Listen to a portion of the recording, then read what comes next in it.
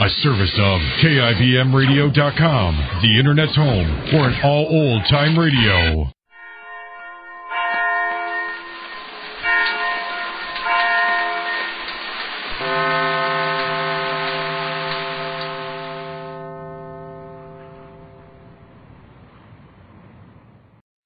And now, another tale well calculated to keep you in suspense. The story, Leinengen versus the Ants. I first met Leinengen while performing my duty as commissioner of the Todo Santo district along the upper reaches of the Santissima River. As my boat neared his plantation landing, I saw him upon the riverbank regarding me with mild interest. A great hulk of a man with bristling gray hair, bulky nose, and lucid eye. His entire appearance somehow suggested an aging and shabby eagle. I came quickly to the point of my visit and issued my warning. Leinengen puffed placidly at a huge cigar and seemed unimpressed. Decent of you, paddling all this way just to give me the tip, Commissioner. But even a herd of crocodiles couldn't frighten me from my plantation. No, you don't understand. These aren't creatures you can fight. These are army ants. They're an elemental force. A gigantic catastrophe, an act of God. 10 miles long, 2 miles wide. Ants, nothing but ants. And each one as big as your thumb. They can strip a man's body to a skeleton in 6 minutes. I'm not an old woman, Commissioner. I tell you, Leinengen, you don't know these ants. But he sat there puffing at a cigar and regarded me with a grin, and I knew it was hopeless. As I boarded my launch and cast off, I felt a sudden resentment toward this obstinate old man.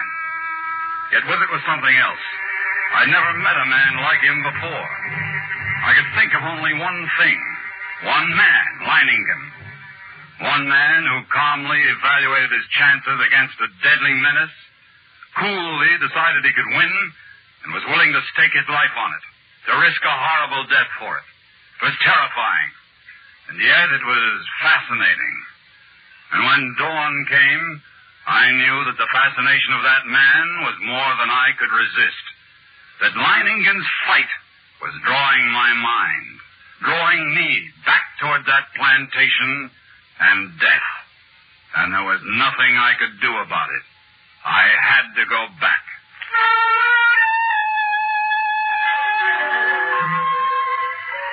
It was 10 o'clock in the morning when I rounded the bend below Leinengen's plantation.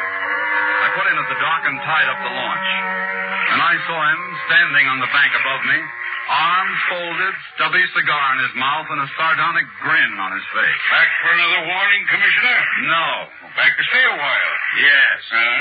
You don't seem very surprised. I'm not. You expected me? I thought you'd be back. Come along, we'll get some horses. We'll want to ride around the plantation and take a look at the defenses I've rigged up. Defenses? Oh, have you had time? I've always known that sooner or later the ants would come. Oh, well, yes. I'd like to see the defenses. And the ants. We'll be getting a glimpse of them before long, I should think. Yes, and the ants. The defenses Leinengen had devised were quite impressive. Surrounding 3 sides of the plantation like a huge horseshoe was a ditch 12 feet wide. The end of this ditch ran into the river which formed the 4th side of the plantation. And at the upriver entrance to the ditch, Leinengen had constructed a dam by which river water could be diverted. A large hand wheel controlled the floodgate of the dam. We approached the ditch and rode along it. I could see it was nearly full. How do you like my first line of defense, Commissioner? It's reassuring, like a moat around a castle. Unless the ants know how to build rafts, they won't reach the plantation. But this is only the outer moat. There's a better one than this. Come along. We'll go up to the high ground where the buildings are. We can get a view of the Leinengen. Yes? I didn't see any women or children around the plantation or any animals. That's right. Move them across the river. And even you think there's danger, eh? Not because of danger, Commissioner. It's a matter of efficiency. Efficiency? Cuts down on the efficiency of the men if they're worried about their families. Critical situations only become crises when oxen and women get excited. Oh, here we are. This ditch. It's much smaller than the other. You've noticed how all the buildings are on this high piece of ground here. This inner ditch surrounds them, and it's lined with concrete. Even filled with water. This is no barrier. It's not big enough. Why, if the ants got this far... They'll get no farther. This ditch wasn't built for water, Commissioner. You see the pipes leading into it? You see those storage tanks up on the hill? Gasoline. We can throw up a wall of flame. Care to bet they won't like that? I dare say they won't. Hey, look, Commissioner. Over there on the horizon. There are your ants. Look at them.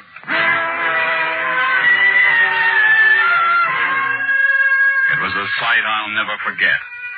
Over the range of hills, as far as I could see, crept a darkening hem, ever longer and broader, until the shadow spread across the entire slope.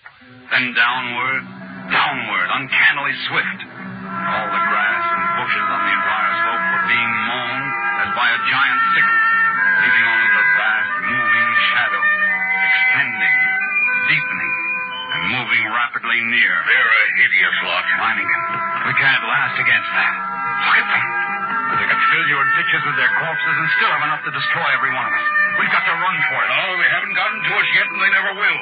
Come along, we'd best get back to the men.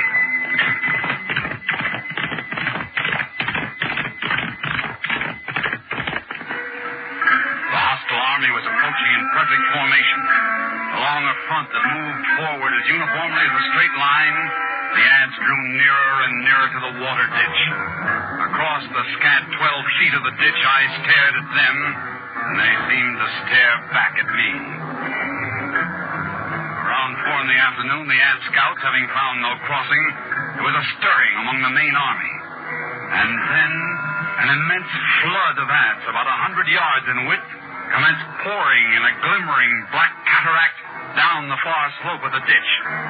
Thousands drowned instantly. The rest began using the bodies as bridges. Leinengen immediately swung into action. Mario, easy on. Get to the dam, open the floodgate wider, get the water in the ditch moving faster. Easy on. Look at them drowned by the thousands. They keep coming. Even though the current carries many of them away, they're advancing. We'll fix them, Blast. Sure. How about those shovels and petrol sprinklers? You pass them out to the men? It has been done. Then get all hands here in a hurry. This looks like a spot for action. All right, then. Busy with the shovels now. Dump some sand and frost on them. See how they like that? Go with the petrol sprinklers. Start pumping. They don't like it, Commissioner. They don't like it a bit. Look at them. Yes, but how about the ones on the far side of the ditch? Whole clumps of them rolling into the water. The rest are using them for bridges. That's keeping the mic. We should be at the dam by now. Senor! Hey, the ants are crossing a decent cloud of earth. A few climb up this side even now. I see them. Load your shovels on them, men. Blast the crawler! What's the matter? They're going up and over. Into the petrol with you. Those your paws in the petrol. Don't stop now, the rest of you. Come on. They're going back to you. We must run. You run now, you're doomed, every one of you. You've got to fight them back. Use your shovels. You're dead if you stop. Now keep at it. Keep at it. And now you've got the floodgate open. The water's moving faster. Now look at the ants. They can't hold their own against the current now. They're being washed away. Look at them, Commissioner. We've beat them. We've won.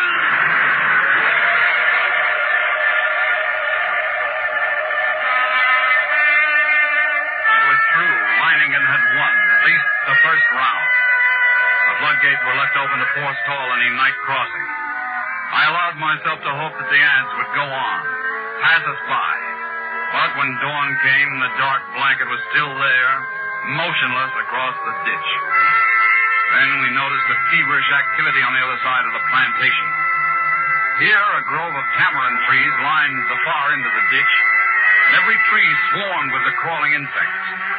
Instead of eating the leaves, they were merely gnawing through the stems, so that a thick green shower fell steadily to the ground. Well, it looks as if it's feeding time for our friends, eh? What? Yep. Have all the petrol pumps off here and get everyone over here except the lookouts on the other side. Then pass out the shovels. Yes, senor. You're going to deprive them of a meal? Meal?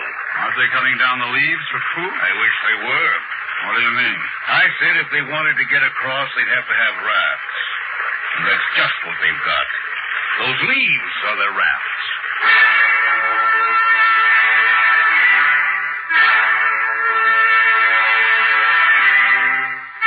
Even as he spoke, the leaves went tumbling down the far bank by the thousands. The current drew them away from the bank, and each leaf carried several ants. Don't worry. As long as you keep spraying them and shoveling dirt on their rafts, they can't land. But there will be too many. It's true. Look, more leaves in the ditch all the time. But they'll have a solid carpet to walk across in a minute. Not so fast, Commissioner. I've still got to trick up my sleep for them. The water! The ditch is drying up. Of course it's drying up. That's the plan. Those are the orders I sent to the dam. Are you mad? As soon as it's empty, what's to prevent the ants? Look, the water's way down. It's almost dry. They'll be able to come across the bottom. They'll not make it if the man at the dam carries out his orders. He should have opened the gates again by now. What, to flood the ants? Right. What a chance to take if anything should happen. There comes the water. Now we'll give the crawlers in the ditch a good ride. Out into the river. There! Look at them go!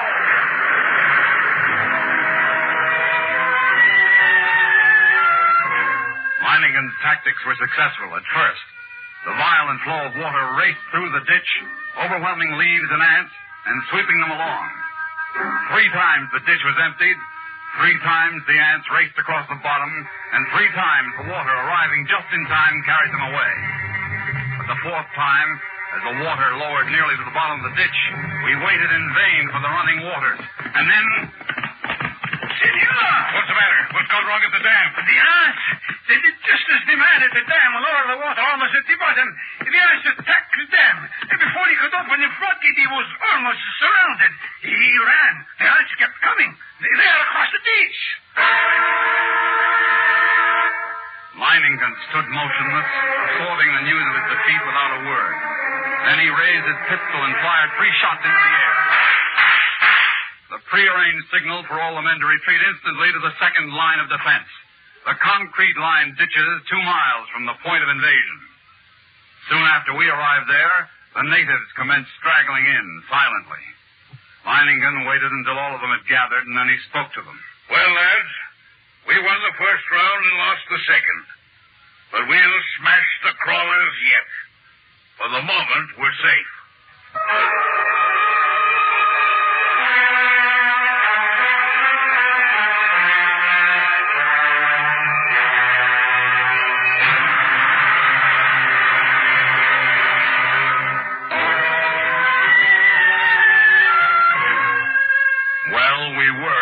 For the moment. But the next morning, the storm was solid around us, and their shock troops were hard at work. They're dropping shreds of bark and twigs and leaves into the petrol-filled ditches, forming a floating bridge across the surface of the liquid. Leinengen stood silently watching this operation, and I could see a grudging admiration in his face. And then, after several hours, the attack came. Down the ditch they poured, thousands of them, and across the bridge of twigs, rapidly approaching the inner side. Leinengen sat motionless, watching them. Leinengen, for the love of God, don't just sit there like a statue. They'll be on us in a moment. Let them fill it first. Now, all right. Everyone back from the ditch. First, hand me the torch. Now we'll see how our friends like a little heat around them.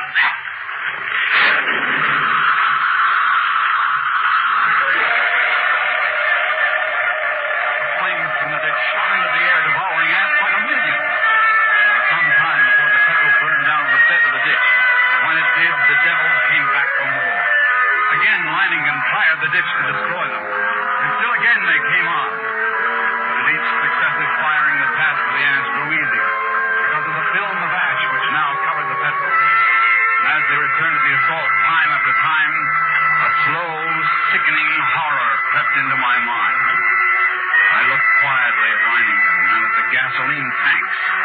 He read my gaze and nodded slowly. That's right, Commissioner. We could hold them off forever if our supply of petrol was unlimited. But it isn't. We've got enough to fill the ditch once more. And then... Piccolo! Come back! You up the ditch. You'll never make it to the river. Piccolo, come back! Merciful God, he's... Too late. Blast, keep the men back with your guns. Don't let anyone else try for the river. Leinengen, isn't there any way? any way at all. We got to do something. We just can't. A way there must be. Yes. What is it? What is it? We'll flood the whole plantation. Flood? How? We've got to close the floodgate at the dam. That'll do it. Well, you're mad. The dam's nearly 2 miles away. 2 miles of ants. Lads, listen to me. Now listen.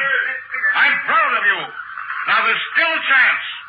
By shutting the floodgates in the dam and flooding the whole plantation from the river. The moment I'm over the ditch, set fire to it. That'll allow time for the flood to wash away the ants. Then all you have to do is wait for me. It's impossible. You can't get to the dam, let alone get back. That's where you're wrong, Commissioner. I'll get there, and I'll be back. Take care of things while I'm gone, huh? I watched him as he calmly pulled on high leather boots, drew gauntlets over his hands, and stuffed the spaces between breeches and boots, gauntlets and arms with petrol-soaked rags. He shielded his eyes with close-fitting mosquito goggles and plugged his nostrils and ears with cotton. Then the natives drenched his clothes with petrol. Leinengen was ready. And as he stood calmly surveying the course he must take to the dam, near the ditch ready for the run, I realized this was as it should be. I, Leinengen, would meet the ants and defeat them or be defeated by them. Leinengen versus the ants. I ran in long, equal strides with one thought, one sensation in my being. I must get through. I dodged all trees and shrubs, except for the split seconds when my soles touched the ground. The ants would have no opportunity to alight on me. I ran on. I was halfway to the dam before I felt ants under my clothes and a few on my face. Destructive, mechanical, scarcely conscious of their bites. The dam drew toward me slowly. The distance grew less. Finally, only 100 yards away, 50, and then I was there. I gripped the ant-covered wheel, and hardly had I seized it when a horde of ants flowed over my hands and my arms. I strained, and slowly the wheel turned and turned more. The floodgates were swinging slowly shut, and then it was shut, and the water was rising behind the breakwater, closer to the top, closer, and then it was spilling over. The flooding of the plantation had begun. I let go of the wheel. For the first time I realized I was coated from head to foot with a beam. Stones of fire stabbed me when they bit into my flesh. Then I could see dimly that ball of flame in the ditch. It was too far away. I could not last half that distance. I stumbled. I fell. I felt myself being swarmed over, devoured. I tried to rise. Great weight. And then I remembered. 6 minutes. And nothing but bones. I couldn't let that happen to me. I couldn't die like that. My feet dragged myself forward toward the flame, the ditch, the ring of flame. Closer now. Only a little farther. We had waited for hours, and all at once, through the blazing ring around us, an apparition hurtled and fell full length on the ground. Leinengen, alive with ants, unconscious, with glazing eyes and lacerated face. We rushed to him, stripped off his clothes, and tore at the ants that covered him. His body seemed almost one open wound. In one place I could see the white of a bone.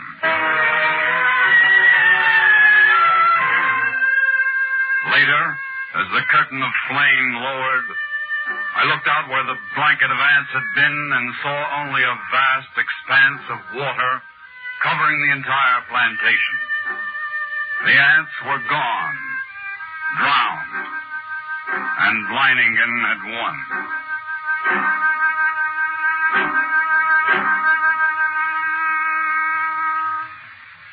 He lay on his bed, his body swathed from head to foot with bandages, but Leinengen was still alive. Everything in order. They're gone. The ants are gone. I told you that I'd come back, even if I am a bit streamlined. And then this aging man grinned, shut his eyes, and quietly fell asleep.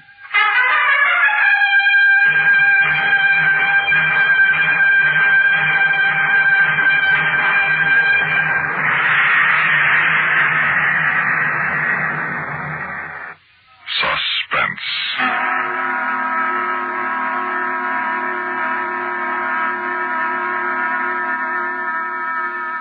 You've been listening to Leinengen and the Ants, a story by Carl Stevenson, written for Suspense by Robert Riff.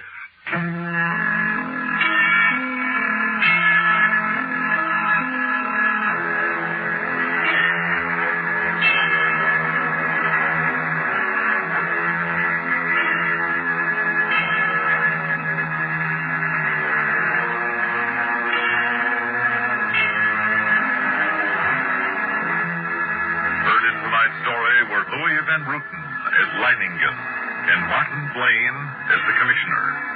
Also included in the cast were Ralph Camargo, Ronald Dawson, and Sam Raskin.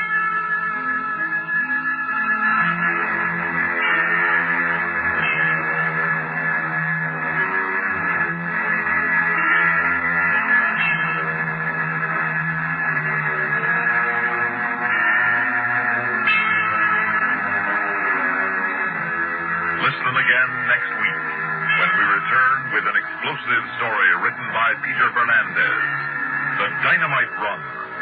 Another tale well calculated to keep you in suspense. On CBS Radio. And now, another tale well calculated to keep you in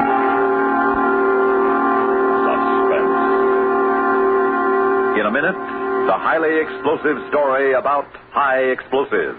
Dynamite Run. Written for Suspense by Peter Fernandez.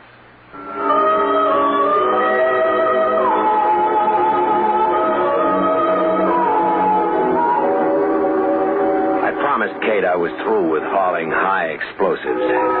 Let Jardine hire some younger guy with no wife, no 4-year-old daughter. Let him take the risks. Let him get blown to bits if something happens to the truck. But that night I had to make one more run. I had to. She's sleeping again. Kate, she's got to have a nurse. The doctors... I'm as good as any nurse. And what happens if you get sick, too? Look at you, up all night, every night but with her. She's getting better. It'll take time, but she's going to be all right. Anyway, then, we can't afford a nurse. Yes, we can. Kate, now listen to me. We can afford a nurse if I go on one more run. You promised me you're through with that. There's a big oil fire up at Westville. 2 wells are already blazing, and there's a third ready to catch if the wind shifts. They need the dynamite to blow the top off that fire. I don't care. Please, Ben. I already talked to Jardine. He offered me $125 for just one trip. Tell him to get somebody else. They're all out on runs already. I'll be back the day after tomorrow with $125. Now, you get on that phone and hire a nurse to take care of our kid. Ben, I won't let Call you. a nurse. And you get some sleep, hear me? Sleep? With her sick and you out on the road with a load like the one killed your brother? What do you think I am? I know what you are. That's why I've got to break my promise. Why I've got to make one more dynamite run. After this, I won't haul anything more dangerous than tomatoes from Sioux Falls to Mason. I promise you.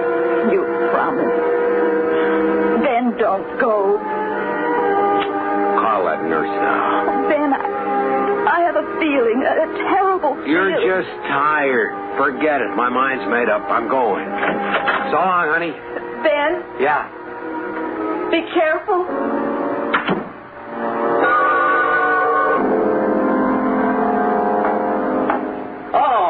You're back even sooner. The shipment's ready. I know. I was just looking it over. Good. Here's the ignition key. Thanks. Now, come on over here to the map.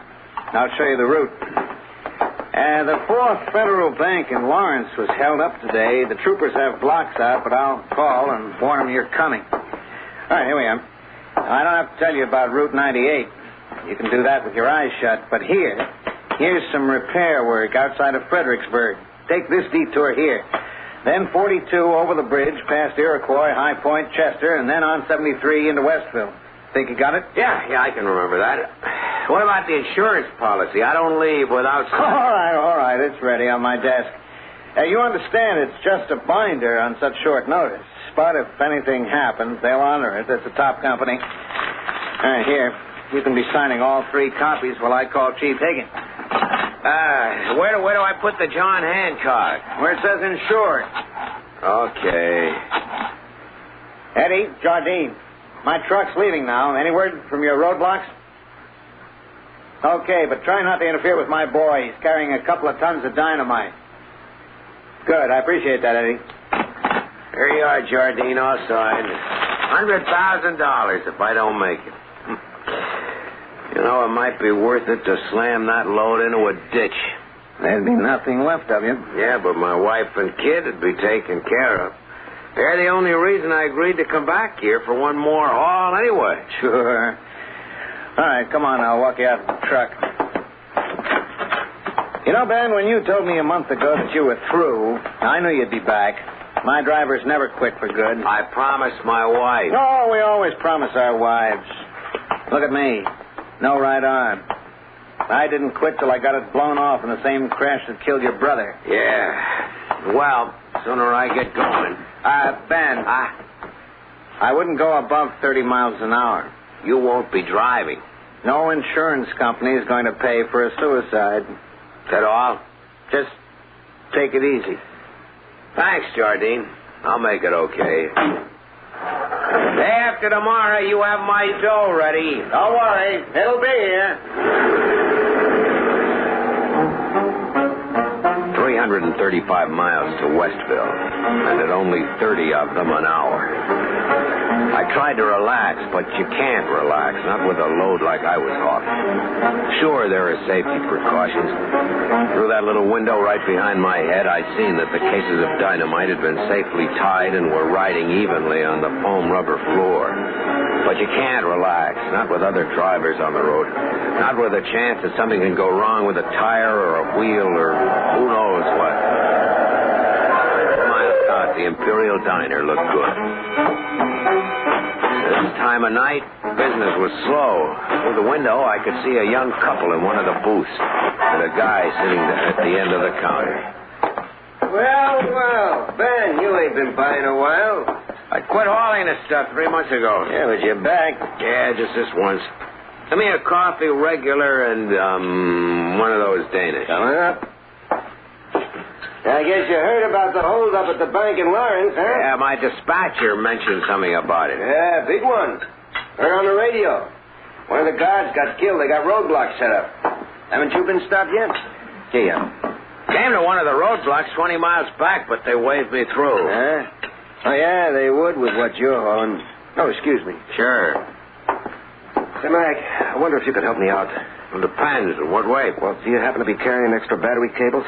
Yeah. And a 12 kicker? Yeah. Good, mine's dead. We hook the cables from your kicker, I can get started. Once my motor's turning over, I'm okay. Well, why don't you ask that couple in the booth? I did, no cables. If I get started, I can make Fredericksburg. There's an all-night station there. Yeah, I know, but you don't want me. I'm not driving a car. It's a truck. And I'm hauling explosives. Oh, yeah? 2 tons of it. Sorry. Yeah, well, I don't want to spend the rest of the night here. Oh, don't worry. Somebody will come by. Well, so long, Jake. See ya.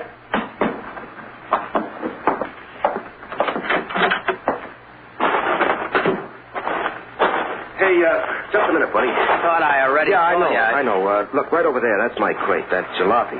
I'll settle for a push if you think our bumpers would meet, but the battery hookup would be better. Can't help you. That's just what you're going to do. Let go of my arm. Buddy, you got a rider. Please. Not so fast. I said you got a rider. Gun, huh?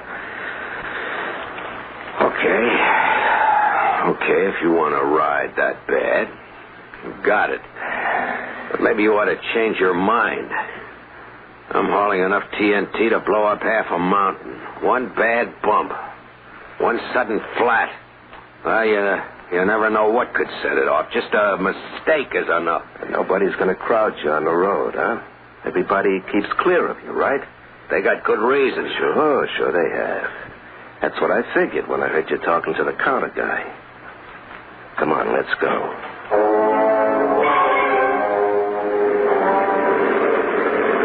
I get $125 for driving this load, so you can see how safe it is. You should have waited for someone to start your car. Or for a state patrol to come by.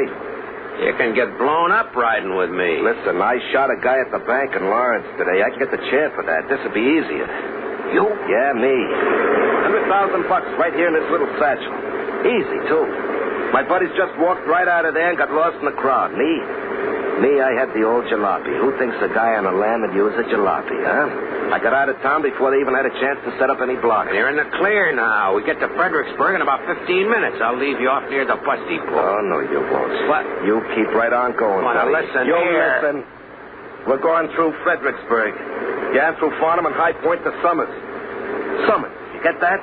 There's a flight leave. I would have been almost there if the jalopy hadn't broke down, but we'll make good time now. Because nobody's going to bother us the whole way.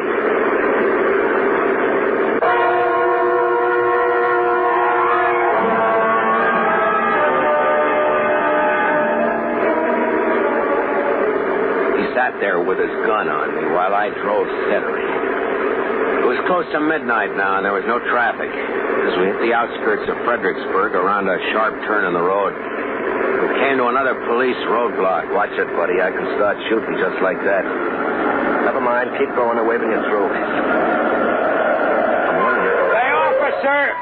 I'm running low on gas. There's a station open here all night, isn't there? You know there is. What are you trying to pull? Sure is. 3 blocks straight on. Can't miss it. Thanks. I was wondering, say, you fellas don't have any protection if that load goes off, do you? Well, neither would you standing there. Huh?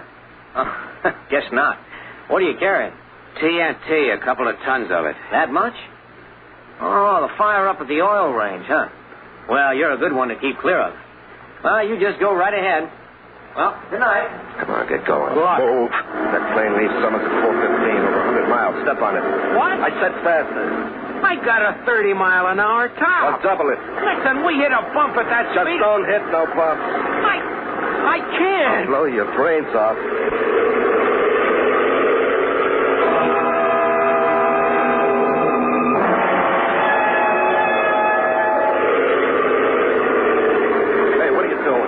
They're fixing the road. So what? So what? It's a right turn into the detour. This speed will flip over. Just keep going. You ain't gonna miss that plane. What's the detour? What about it? I gotta cut speed. I'm telling you what to do. We're too fast to make that turn. And we ain't making. We'll hit that barrier. We gotta stop. No. What? You want to crash the barrier? Straight through. But those kerosene pots, if there's a fire... I said keep going. Now go on.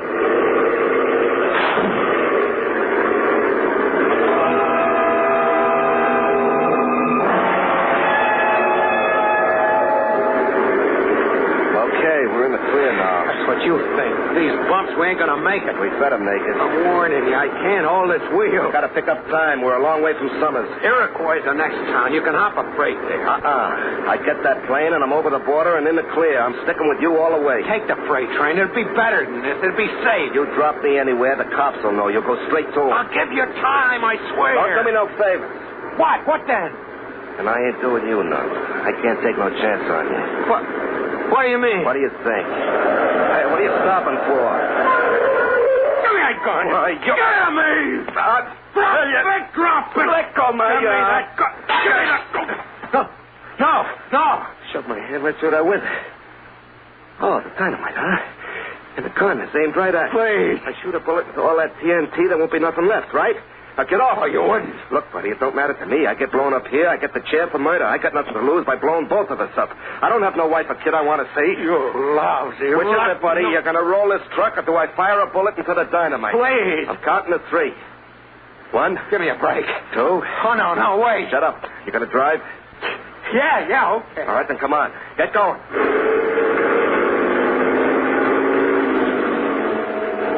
That's it, you chicken out. Step on it, buddy. Just step on it.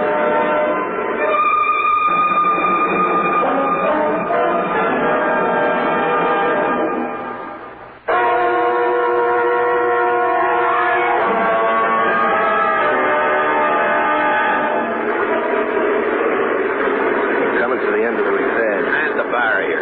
Just crash it like you did the other one. Yeah. Now, this is more like it. Make up that lost time now. That's what you think. There's a patrol car blocking the road. What? More cops? I can't crash that car. Where'd they come from? Must have spotted you at the last block, radioed ahead. Come on, Red Brooker. Get that patrol car out of the way. Boy, Squeeze by on the shoulder. Go on. No. Come on, let's go. Get out. Give yourself up. I'm warning you. Go on. Come on there. We'll have to blow up that truck. Hey, you see, if I don't trigger this dynamite, they will, so get rolling. I got no choice. Go on. That cop got to stay undercover. Keep going. They're shooting. Come on, you're going to make it. That's it. Now, drive. They ain't coming yet. One of them grabbed for their radio. Come on, Pat. That's it, buddy. Watch speed. Now you're going to get it. They're coming. 72 miles an hour. Can't pull away from them. I can just lose them. Finally get the idea. There I am. There's a town up ahead, just over the bridge. Winding streets, a couple of hills. Not easy, like Fredericksburg. We'll never make it. And I ain't going to see a lot of innocent people killed. If I can get clear of those cops, we're crashing. Listen here. Oh, you'll listen. You've been playing with my life ever since you got on.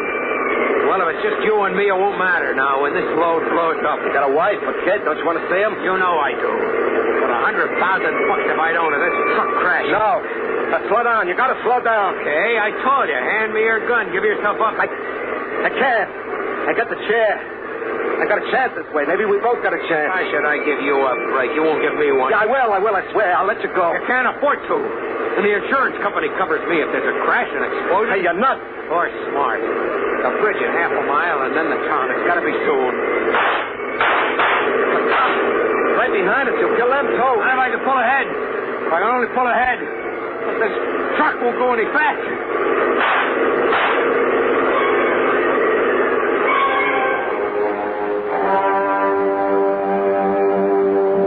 4,000 parts of dynamite riding my tail. I didn't have a chance. None of us did. Not me or the killer or the cops. Up ahead around a couple more curves would be the bridge. And then across the river, the town. If it had to be this way, then better all of us than a couple of hundred sleeping townspeople. But how do you bring yourself to crash on purpose when every instinct you've always lived with has been to protect your own life and others, to bring your load of dynamite in safely? I braced myself to swerve the wheel and send us into a rollover. We came around the final curve with the bridge a quarter of a mile ahead. And there, blocking the whole road, were 3 of the town's police cars. Stop! They'll pull those cars out of the way or I'll blow them up. They won't move. They can't. They got to protect the town. You'll kill them, too. Now I had to flip the truck over to set off the dynamite. It would be me and the killer and the cops behind us if I was lucky. The police waiting up ahead would be safe. The bridge over the river would be safe. The town beyond would be safe. I took a high grip on the steering wheel, and then I saw it. A dirt road forking off the highway and leading down to the bank of the river. I eased the wheel to the right, and we started bumping over the dirt road. Our only chance. Will you stop? Stop! Let me No other way.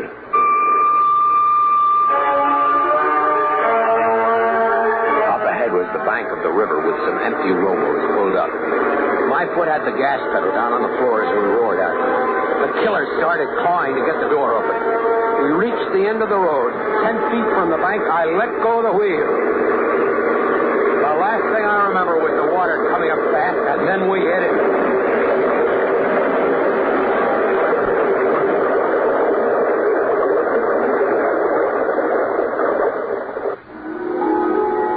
Several hours later, when the doctor said I was okay to sit up, I got a call through to Kate. The troopers were still grappling the river for the killer's body. They gotten me out okay, even found his satchel with all that money. I told Kate only that the trip was over for me, and I didn't earn the $125 after all. But the bank loot was safe, so there was going to be a reward.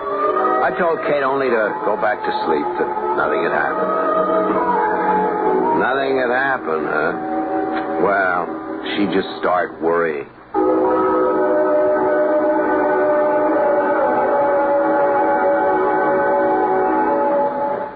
Suspense. You've been listening to Dynamite Run by Peter Fernandez. Heard in tonight's story were Mason Adams as Ben, Larry Haynes as Super. Others included Elaine Rost, Bob Dryden, Bill Lipton, Herb Duncan, and James Bowles. Listen again next week when we return with a story by one of the most remarkable writers of this century. A story with a shattering moral. The classic, The Country of the Blind by H.G. Wells. Another tale well calculated to keep you in suspense. On CBS Radio. Radio 59 WROW, first on the dial. And now, another tale well calculated to keep you in suspense. H.G. Wells was one of the most remarkable writers of this century.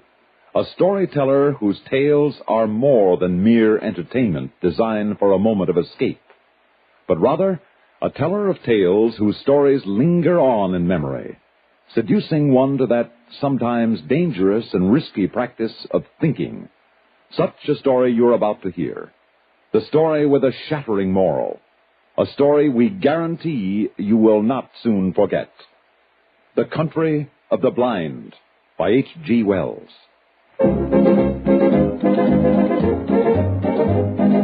Winston tastes good like a cigarette should. Winston tastes good like a cigarette should. Winston gives you real flavorful, rich tobacco flavor. Winston's easy drawing too. The flavor comes right through to you. Winston tastes good like a cigarette should. A modern filter? Sure, Winston has it. But that's only the beginning of a Winston. Up front, up where it really counts, Winston packs exclusive filter blend. Light, flavorful tobaccos, specially selected and specially processed for filter smoking. Filter blend. That's why it's fun to smoke Winston, America's best-selling filter cigarette. Winston tastes good like a cigarette should.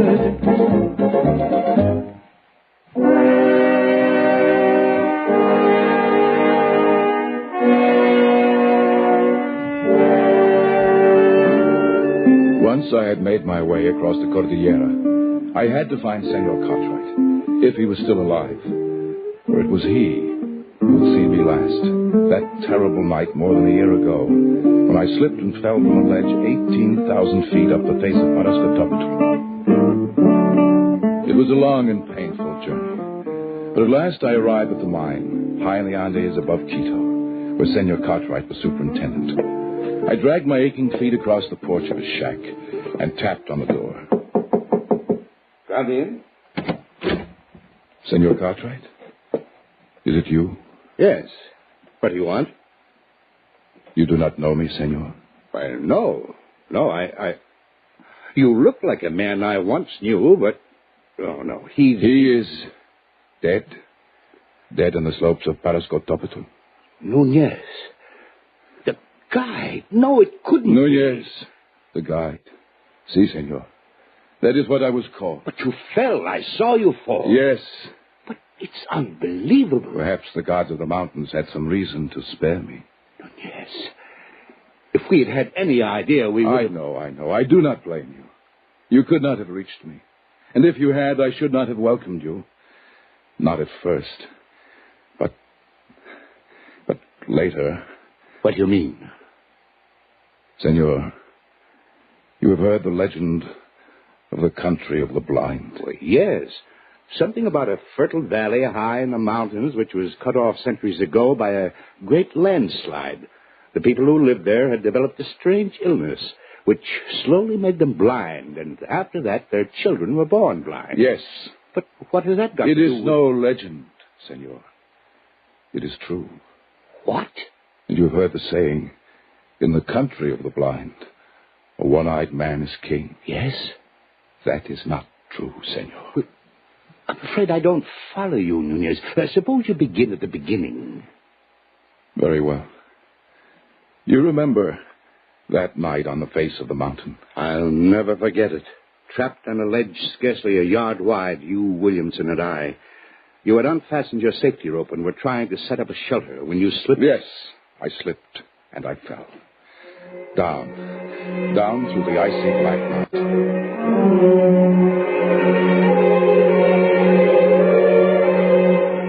I fell perhaps 1,000 feet before I felt the heavy, stinging impact of snow. I had fallen onto an almost perpendicular slope, and then I was sliding, tumbling over and over, and under me, around me, an immense avalanche of snow was rumbling, sliding with me.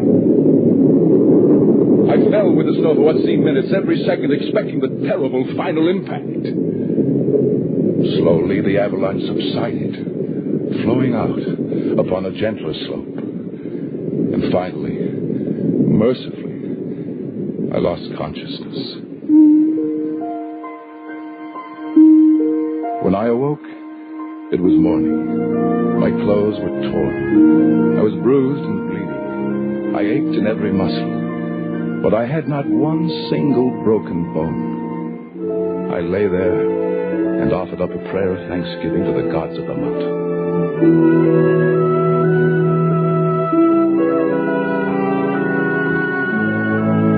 Far below me lay a lush valley, sparkling in the morning sunlight. I could see the stately trees and the green meadows, fresh with dew. And then I saw them. People, men and women working in the fields. Nearby, a collection of windowless huts marked the village. Then I saw two of the men quite close to me. Two of the men who were quite close failed to notice me as I approached until I shouted. And only then did they look up attentively in my direction. I waved wildly at them, but they took no notice. Why, the fools must be blind. Blind? Could it be that I had fallen into the country of the blind?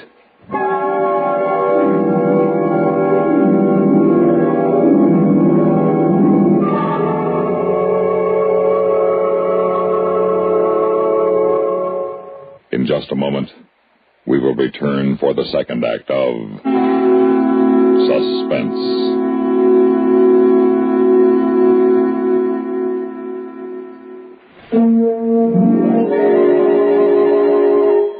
Gift sets by Yardley, almost Christmas, no time to lose.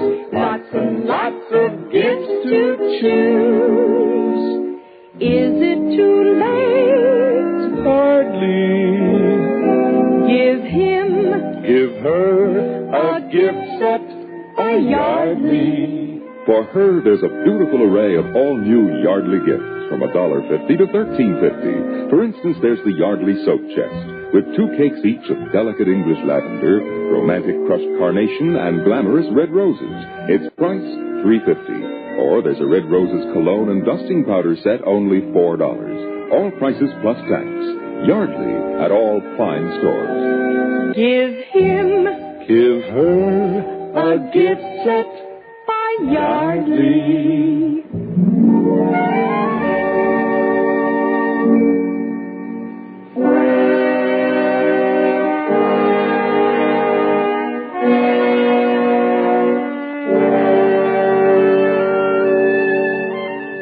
The country of the blind. I had fallen into the country of the blind. As that realization came over me, I remembered the words, "In the country of the blind, the one-eyed man is king." I walked toward the men, and I spoke to them. "Hello? Hello there. Don't be afraid. I won't hurt you. I come in peace." Who is this? A man or a spirit? Come down from the rocks. Oh, I'm a man, all right. Just like you. But you see, I've had a miraculous escape, and now I find myself here in your valley. Valley? What is valley? Come hither. Let me feel of you. Why, certainly. Here, my arm. My face. You see? I am indeed a man, just like yourself. My lips move with speech. Oh, careful there. Gently on the eyes. Eyes? What are eyes? This is strange. Feel this, Correa. Yes. He is but imperfectly formed. Some strange bulge there, unseen. No. Your eyes are shrunken in, but mine are whole. I can see. See? Pedro, He is a strange wild one. I wonder where he came from. Down out of the rock, no doubt. No, from over the mountains. Out of the country beyond there, where men can see. From Bogota, where there are 100,000 people. And the city stretches out of sight. Sight? What strange words he uses. Without meaning. And feel the coarseness of his hair. Like a llama's. Yeah. And you have come into the world. No. Out of the world. Huh? The big world beyond the mountains. The world that stretches 12 days' journey to the sea. Our fathers have told us men may be made by forces of nature. It is the warmth of things and moisture and rottenness. We must lead him to the elders. But there's no need to lead me. I can see. See? Oh, yes, of course. Oh, I didn't see your water bucket. His mind is still imperfect. He stumbles and talks meaningless words. Lead him by the hand. But look, really, well, all right. These people had been blind for centuries. They had forgotten even the words associated with seeing. They did not know what sight was, and they thought me an idiot, only half-formed. Especially when they led me into the pitch blackness of one of their windowless huts, and I stumbled over someone. Ow! 1,000 pardons, Medina Sorote. He is a clumsy one. Oh, I'm sorry. I fell down. I just couldn't see in the darkness. Who is this? What is he saying? He is but newly formed. He has come down from the rocks. He stumbles as he walks and mingles words that mean nothing with his speech. He is a wild man out of the rocks. No. I come from Bogota. Over the mountains. You hear? Bogota. He uses wild words. His mind is hardly formed. He has only the beginnings of speech. Bogota? Yes. I come from the great world, where men have eyes and see. That must be his name. Bogota. He stumbled twice as we came thither. He must be taught. No, don't you understand? I can see, but not in the dark. To you, darkness or light, it is all the same. But to me, to us who can see, to us outside in the world beyond the mountains... Mountains? What are mountains? Oh, very well, then, beyond the rocks. There is nothing beyond the rocks. That is the end of the world. But surely you must realize that the sky above covers more than this valley. Sky? Above? There is nothing above but the roof of rock. It is very raw, my children. You shall have to be taught from the beginnings. Take him away. Feed him. It shall be done. But guide him. See that he does not stumble over my daughter again. I shall guide him myself, Father, and feed him. Very well. Come. Take my hand. Thank you. It will be a pleasure to get outside again. Out of this darkness. Come. This way. What is your name? Medina Sarote. Mine is Juan. Juan Nunez. Oh. Sunlight. Oh, this is better. And now I may look at you. Senorita, you are beautiful. And I have not the words to tell you what a wonderful thing you are to see.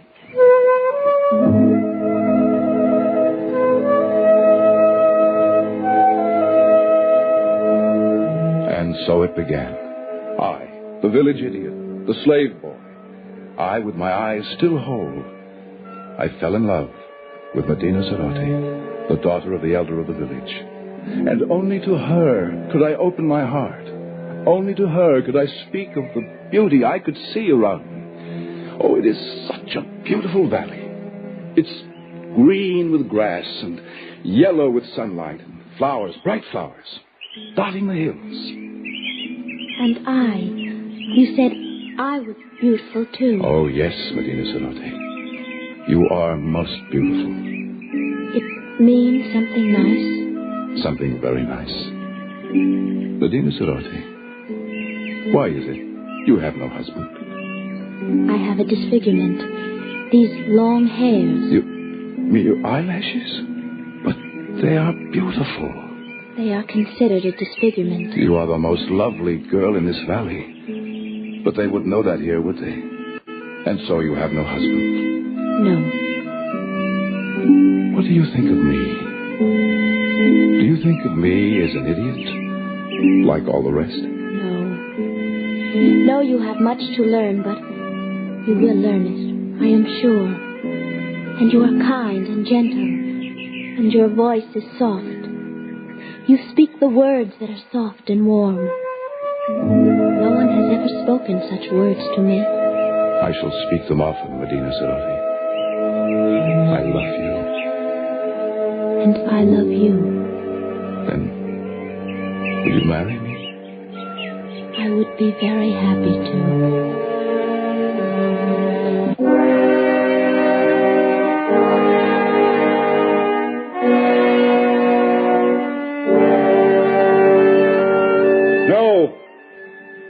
No!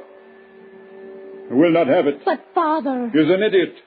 He has delusions. He cannot do anything right. But he is getting better. He is better than he was. And he is strong and kind. Stronger and kinder than anyone in the world. And he loves me. And I love him. No. I will not have it. Great sire, if you please. See. What is it, good doctor? I have examined Bogota, and the case is clear to me. I think very probably he might be cured. And how might that be done? His brain is affected by something, and I believe I know what it is. Those queer things he calls eyes. Where we have but an agreeable depression, he has great lumps. Consequently, his brain is in a constant state of irritation. But what can be done to cure him? Oh, it is a very simple surgical operation. Remove the cause of the irritation. We will merely cut out those things he calls eyes.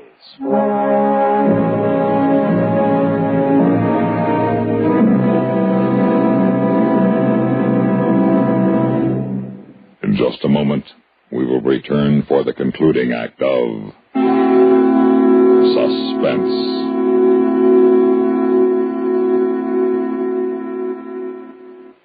Welcome, recording star Mel Torme. It's terrible trying to sing with a bad cold. So I always take 4-way cold tablets to relieve cold miseries fast. Good idea. Tests of all the leading cold tablets proved 4-way fastest acting. 4-way starts in minutes to relieve muscular pains, headache, reduce fever, calm upset stomach, also overcomes irregularity. When you catch cold, try my way.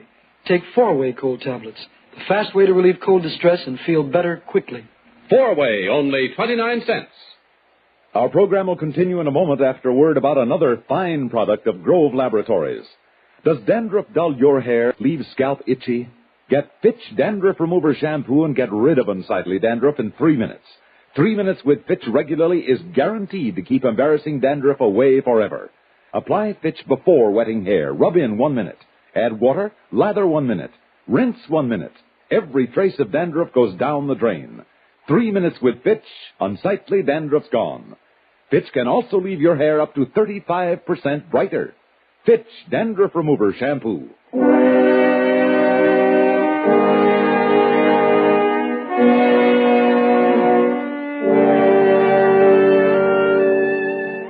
This, then, was the price of my happiness.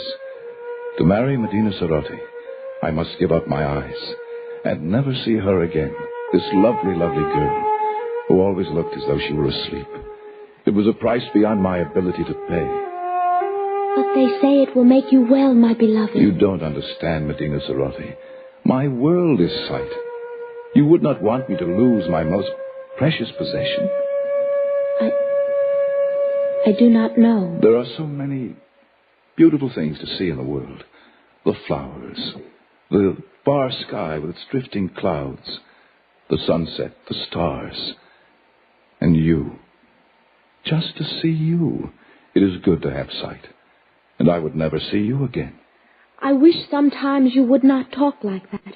Like what? I know it's pretty. It's your imagination. I love it, but now Now? You want me to? Medina Cerati, if I were to consent to this... Oh, if you would. If only you would. What else can I do?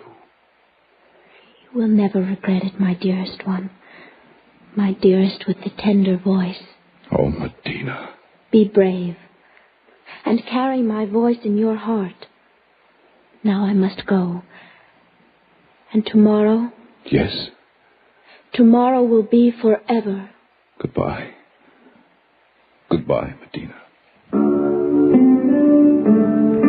I only meant to go up on the rocks and look out over the valley, to spend my last day of sight feasting my eyes on the wonderful, beautiful world of light and color.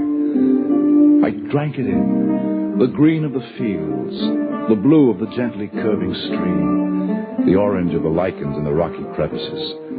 I climbed higher to see the great snow-capped peaks towering above and away to the distant sky, and higher as the shadows turned the snow to purple and crimson and deep blue. The valley was far below, and as beautiful as a painting, but like a painting, unreal. Medina Cerati was small and far away, a distant dream, and the world of sight was here, all around, overpowering. I turned and began to climb up that sheer rock wall.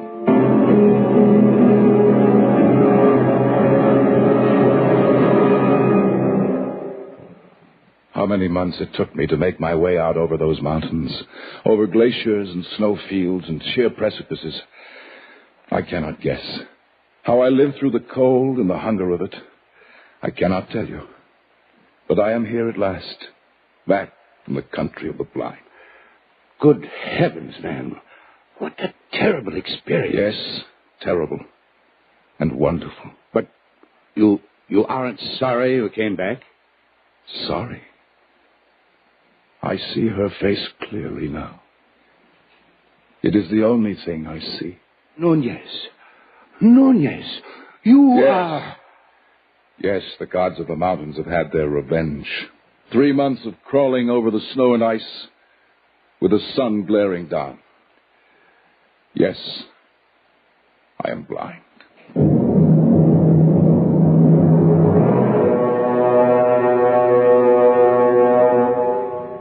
Suspense.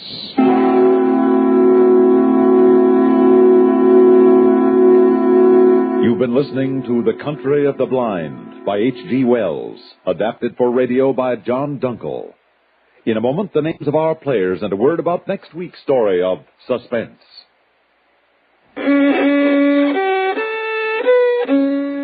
Are you all out of tune because you're irregular? Then help yourself get back in tune with Kellogg's All Brand. You'll feel right on pitch when Kellogg's All Brand goes gently to work. Relieves constipation due to lack of bulk by supplying your system with bulk-forming whole bran.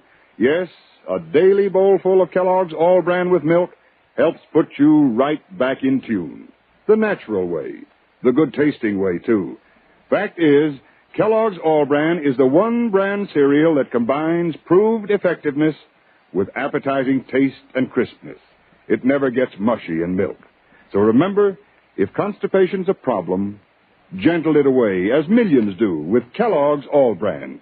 The good food way to keep regular as clockwork. ALL-BRAN. Kellogg's All Bran. At your grocer's. Heard in tonight's story were Bernard Grant as Nunez and Lynn Loring as Medina. Others in the cast included Arthur Cole, Ralph Camargo, Santos Ortega, and Jackson Beck. Listen again next week when we return with A Korean Christmas Carol by George Bamber. Another tale well calculated to keep you in suspense. On CBS Radio.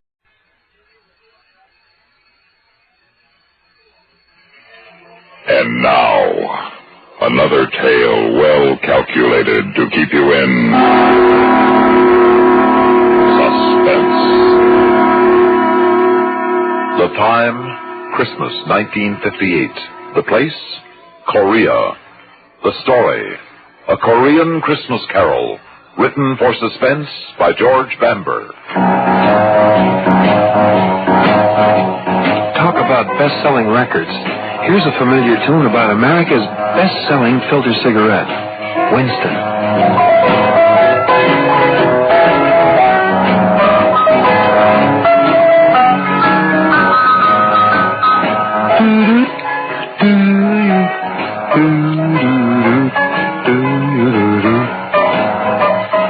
Winston gives you real flavor, full, rich tobacco flavor.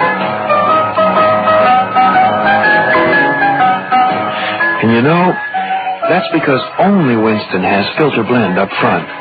Choice, flavorful tobaccos, specially selected and specially processed for filter smoking. No wonder Winston tastes good, like a cigarette should. Smoke Winston.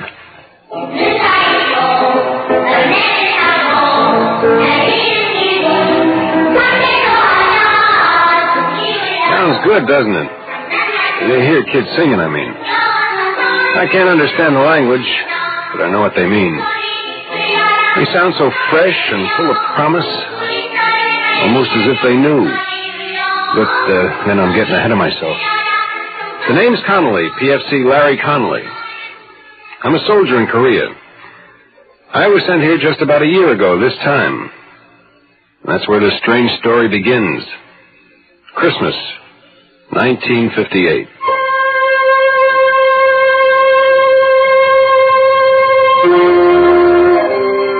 Christmas was for me that year miserable. I've been stuck on guard the night before, and so I planned to stay in bed the next day and forget about Christmas. I hadn't counted on my first sergeant. Since I was the first man he came to in the barracks, it's only logical that I should be the man he picks to drive the truck all the way to Seoul and back.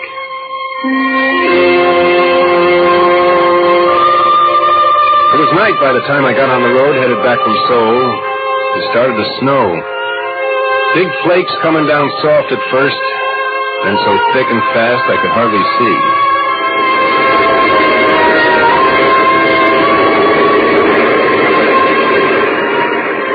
I was just over that first range of mountains. I was starting on the twisting, slippery way down when I saw him. The sight of him scared me. Wake. He was standing bareheaded, the wind whipping the snow and his hair around his face. When he raised his thumb, I had the strangest feeling he'd been expecting me. Almost as if it were unnecessary. As if he knew I'd stop. You want a lift? I'm going as far as Camp Santa Barbara. Well, where's that? What do you mean, where's that? Everybody knows where Camp Santa Barbara is. Don't stand there with the door open. Hop in. All right. Well, you picked a lousy place to hitchhike. Almost didn't stop. Oh, thanks. Happened to your gloves. Your hands look half frozen. Gloves? Well, I must have lost them. Must have, don't you know? Yes. Yeah, sure. I must have left them laying on the counter of the PX back there. Your hat back there, too? No. I lost my hat in the dark. I fell. I suppose that's why your uniform's muddy and your jacket's torn. Oh, yes, that's right. Of course. I was walking along the edge of the road and I slipped in the dark. And I slid halfway down the embankment before I could stop. I see you managed to hang on to your bag. Oh, yeah, I can't afford to lose that. It's important. I'm late as it is. What outfit you from? 3rd Recon, 7th Division Infantry. Infantry? There's no artillery up this way. The infantry stationed about 7 miles back. You're headed in the wrong direction. Yeah, well, 3rd Recon is a special detachment. We're off in the hills, all by ourselves. It's just off this road. I've heard of it before. My name's Connolly. Larry Connolly. What's yours? Oh, thanks. Mine's Richard Dombrowski. Good to know you, Dombrowski.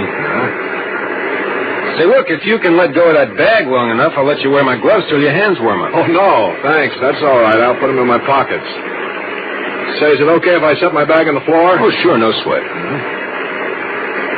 Say, you don't have a cigarette, do you? I'm fresh out. Well, I don't know. Wait a minute. Yeah, here's some. Let me light it for you, though. You watch the road. I saw a whole truckload of troops disappear over that curve up ahead. Killed all but 2. Yeah? When that happened? 1951. 1951? Yep. You were here when the war was on. I guess you could say that. Tell me, Dombrowski, what were you doing Christmas Day? Bet they didn't send you all the way to Seoul with an empty truck on a wild goose chase. That's what I did today. What'd you do 7 years ago? Well, you see those lights up ahead? That's the village of Cheonggyu-ri. We marched through there the day before Christmas. You scared? Oh, I think everybody's scared. Hey, look out. You'll burn yourself. What's the matter? Cigarette burned all the way down to your fingers. Oh. Isn't it burning you? Well, that? No. I guess it burned itself out before it got to my skin. Anyway, you see that hill over there? Well, Christmas Day, 1951, my platoon was all dug in around that hill. No kidding. Mm-hmm. We went out on a patrol from that hill. And that was one time I was plenty scared. As a matter of fact, it happened just 7 years ago tonight. It hadn't snowed that day, but there was snow on the ground. I can remember because the guys were joking that at least we had a white Christmas. And what a Christmas it was.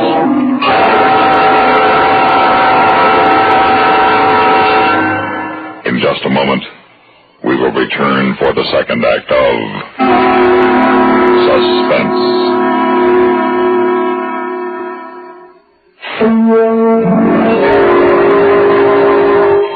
Gift sets by Yardley, almost Christmas, no time to lose.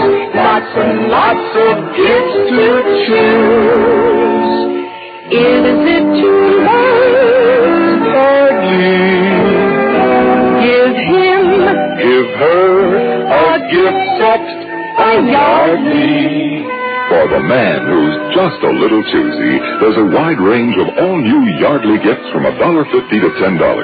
For instance, there's the after-shaving lotion and cologne combination, just $2.65. And there's the big handsome set of shaving foam, invisible talc, after-shaving lotion, and cologne for $5.50. All prices plus tax. Yardley at all fine stores. Give her a gift set by Yardley.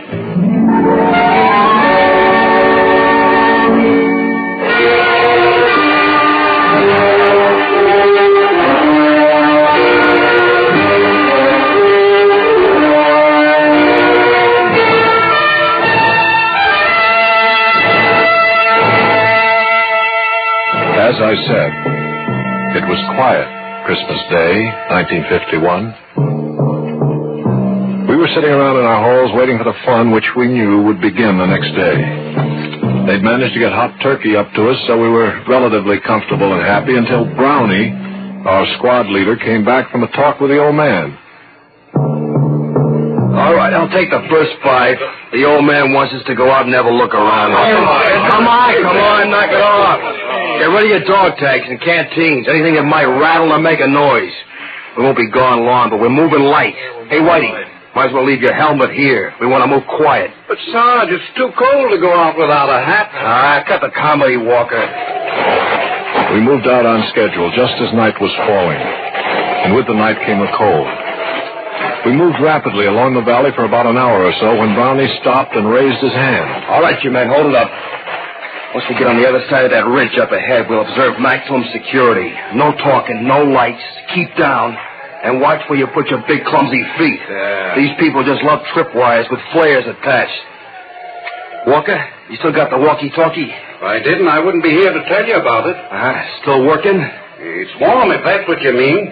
That's more than I can say for myself. All right, keep it that way. We may need it if we run into trouble. Hey, while we're here, let's take one last check on your gear. Make sure your rifle bolts aren't frozen, weapons on safety, and all grenades are secure in the pins. Okay, everybody set? Let's move on.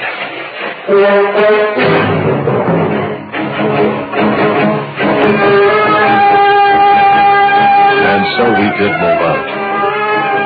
The M1 felt light in my hands, like I'd never realized how light and easy it was to carry a rifle before.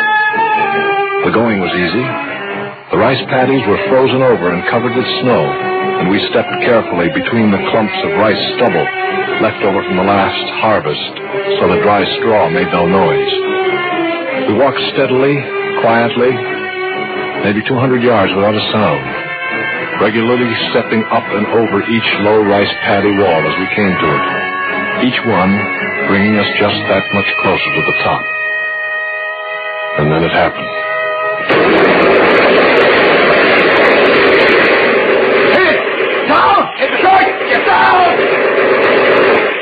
Somebody must have tripped the wire, because suddenly the inky black was transformed into the merciless white of the operating table. Everything seemed stopped and slowed down, just like an old movie before the projector blows up. I could see the other guys, the hills, and the deadly winking fires of the guns. And then we fell down to the protection of the earth. And some of us fell with metal in our bodies. Crawl, you apes! Crawl to the mud side. They can't hit us there. And we crawled, digging our knees and fingers into the frozen mud until they were bruised and torn. We crawled closer to the ground and faster than we ever had before. We crawled to the sanctuary of a foot-high mud hill. Keep your heads down. The cottage print was about 150 yards to a foot. Where's the other? The other's 200 yards to the left. They got us pinned in a crossfire. We'll never get out of here. All right. Now, don't panic. Keep your head down. We'll make it out. Walker, see if you can raise Lady Wolf on a walkie-talkie. Walker? Walker's laying out there in the middle of the paddy, Brownie. He's never going to have to worry about being warm again. Smith's out there, too. I saw him get it. I saw it when the flare went up. I saw him catch it in the face. Okay, Harry, easy. He's still got the walkie-talkie. Can you see if it's all right? He's laying on it. It's hard to tell. Whitey, that flare is going to go out mighty quick. If a man was fast, he could probably streak out there and back before they put up another one. We can use that walkie-talkie to call up some artillery to get these monkeys off our back. I can't, Brownie. I must have been hit. I can't move my legs anymore. I can't even feel them. Easy. Are you bleeding bad? No. Harry, you all right? As far as I know. Stevens? Sure. I'd like to take a whirl at that walkie-talkie. Wait till that flare burns out. It's dying now. Just a few more seconds. Go. By the time the flare lit the sky, Stevens was halfway back, the walkie-talkie dangling from his right hand. In midair, some huge, invisible hand slapped him to the ground. I'm hit. Oh, God, I'm hit. It ain't so quiet. Where'd they get you? I'm hit. Look him over, Harry. They busted his arm. See any other places? No, just his arm. Wrap a dressing around it and butt that inside his jacket. Hand me that walkie-talkie. It's no good, Brownie. The walkie-talkie's smashed. What? It's useless. We're going to have to move out of here fast. Well, how are we going to pull out? We can't crawl back down the paddy. They'll slaughter us. All right, look. We'll move along the dike to the edge of the rice paddy. From there, we can duck into the underbrush and move back down the mountain. We'll never make it. They'll spot us when we try to make it across the clearing to the underbrush. They'll swing their guns around. We gotta try it. We can't stay here. Stevens, can you crawl? Yeah, I can make it. Okay, now you lead off, and I'll follow you. I'll crawl backwards and pull Whitey along behind me. Whitey? You heard me. Well, we'll never make it. Quiet. All you have to do, Harry, is follow along behind and pick up the pieces. Take his weapon. It'll make him lighter. Keep your hands off me, Harry. Come on, Whitey. We haven't any time to fool around. I'm not fooling. I'm not going with you guys. Come on. You lost too much blood already. I just did. Like you said, Brownie, it's only a matter of time. You can't get anywhere with me. You'll never even get past the clearing trying to drag me across. You're smart enough to know that, Brownie. It'll be tough enough, even with 2 good legs. We're not leaving you here. That's what I figured you'd say, Brownie. I'm still in charge here. I figured you'd say that, too. Brownie, you see this grenade? It doesn't have any pin in it. The only thing that keeps the spring from kicking the clip off is my hand. Now get out of here, Brownie, before I let it go. Oh, Whitey, what? You want me to let loose of this grenade? Now prop that VAR up in the dike in front of me. And scatter the clips so I can get at them. I'll wait until you guys get to the edge of the paddy before I open up. Look, baby. I'm still holding the grenade, Brownie. Time is running out. You're going to have to hurry. I feel like I want to fall asleep, and I don't know how much longer I can stay awake. Just wish me a very Merry Christmas and beat it. Merry Christmas, Whitey.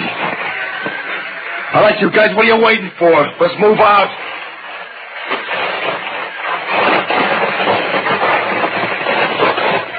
See, that's right. This is Christmas. Oh, little town of Bethlehem, how still we... What's the matter? Don't you people like Christmas carols? Oh, machine gun fire always was better getaway music than Christmas carols. Above thy dark and dreaming...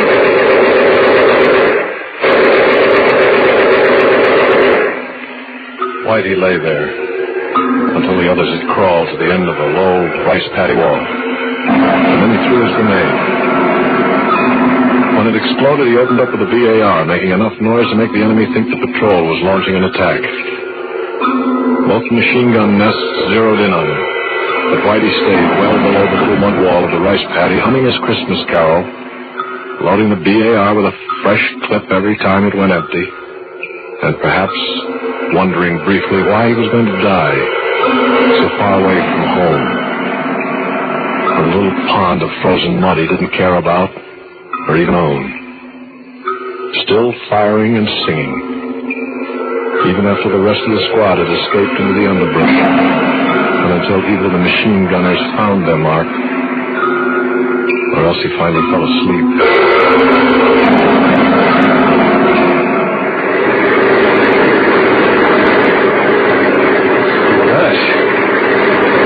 Quite a guy. No, I guess it was just a detail that had to be done, and he had to do it.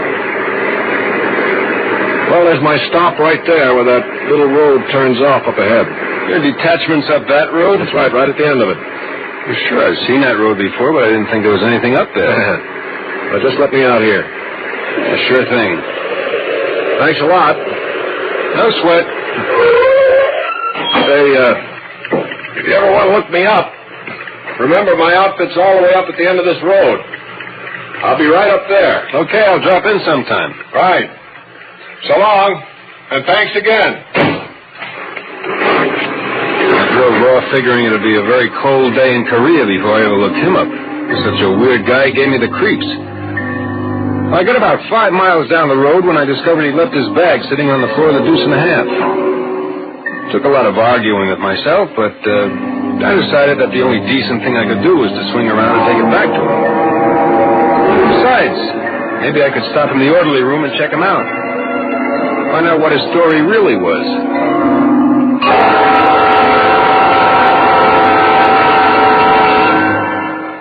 In just a moment, we will return for the concluding act of Suspense.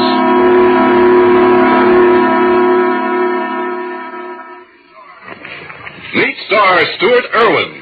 Nothing's worse for an actor than a nasty cold. To feel better quickly, I take wonderful 4-way cold tablets. The fast way to relieve cold distress. Right. Tests of all the leading cold tablets proved 4-way fastest acting.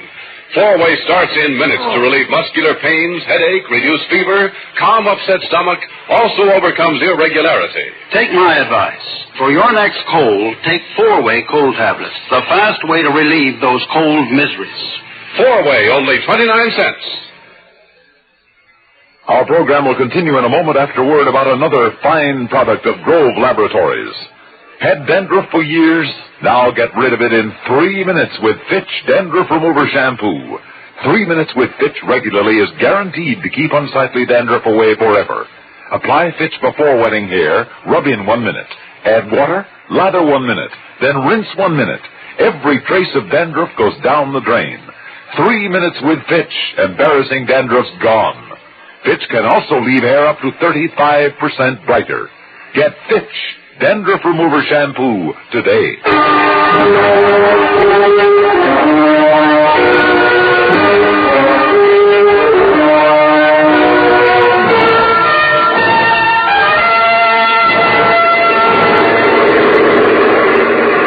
On the way back, I almost missed the road because it was so small and seldom used.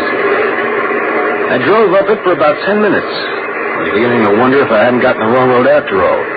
Because I passed no other vehicles or GIs or anything to indicate there was an infantry company around. It's Just when I was ready to turn back to the main road, I saw lights twinkling up ahead from what looked like a couple of Quonsets. It seemed impossible that an infantry outfit could be housed in two Quonsets, but I pulled a deuce and a half to a hole outside the gate and cut off the motor. I picked up the AWOL bag, got out of the truck, trying to figure out which one was the orderly room. I walked across the hard-packed snow of the yard to the first Quonset. I still couldn't figure it out. Light and warmth seemed to pour from the windows along with the music I remembered from somewhere, but couldn't quite understand. I stepped up to the first window I came to and looked inside. There were kids all over the place, kids of all sizes and descriptions, kids just old enough to sit by themselves, kids just losing their first teeth, some just starting their teens. I stood in the snow spellbound, just watching them sing. Finally, I threw myself away and headed for the front door, eager to be inside. A plaque made out of the howitzer shells stopped me. In the faint light, I could just barely make out the words engraved on the polished brass. But finally, I read it all. It said, "This orphanage has been erected and maintained in the memory of Corporal Richard Whitey Dombrowski, who somewhere north of the village of Chungju-ri, Christmas night 1951, willingly gave his life that others might live." Suddenly, I didn't know where I belonged anymore. The AWOL bag dragged at the end of my arm like a 1,000-pound weight. I could figure what was in it, but I tore it open anyway. The bag full of candy, soap, and toothpaste and gum shined up at me, looking as rich and rare as frankincense and myrrh. I closed the bag, laid it up against the door, close, so they wouldn't miss it. And then I banged on the door as loud and long as I could, until I was sure that they heard me. And then I ran. I ran back down the road to my truck as fast and as hard as I could.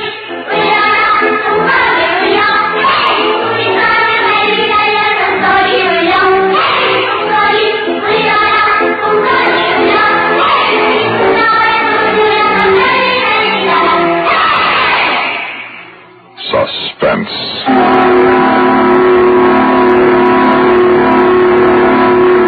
You've been listening to a Korean Christmas carol written for Suspense by George Bamber. In a moment, the names of our players and a word about next week's story of Suspense.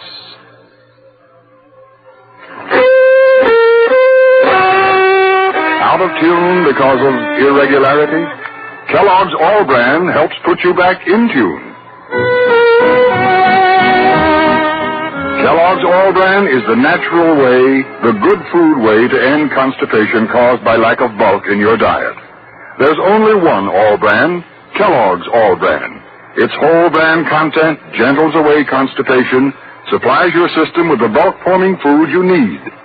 Kellogg's All Bran is the only whole bran cereal to bring you the combination of proved effectiveness, appetizing taste, and crispness. It never gets mushy in milk. So get back in tune and stay in tune. It's easy with the one and only Kellogg's All Bran, ALL-BRAN. Safe, reliable, pleasant. Millions enjoy it every day. They know they can count on Kellogg's All Bran to relieve irregularity.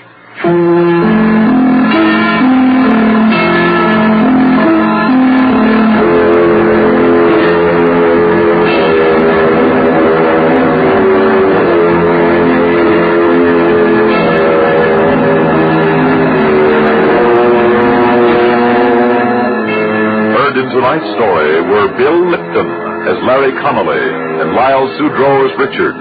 Also heard were Larry Robinson, Wasson Servey, Phil Meader, Alan Manson, and Guy Rett. Listen again next week when we return with Moonlight Sail, written especially for Suspense by William N. Robeson. Another tale well calculated to keep you in suspense. On CBS Radio. And now, another tale well calculated to keep you in suspense. In a moment, Moonlight Sail by William N. Robeson.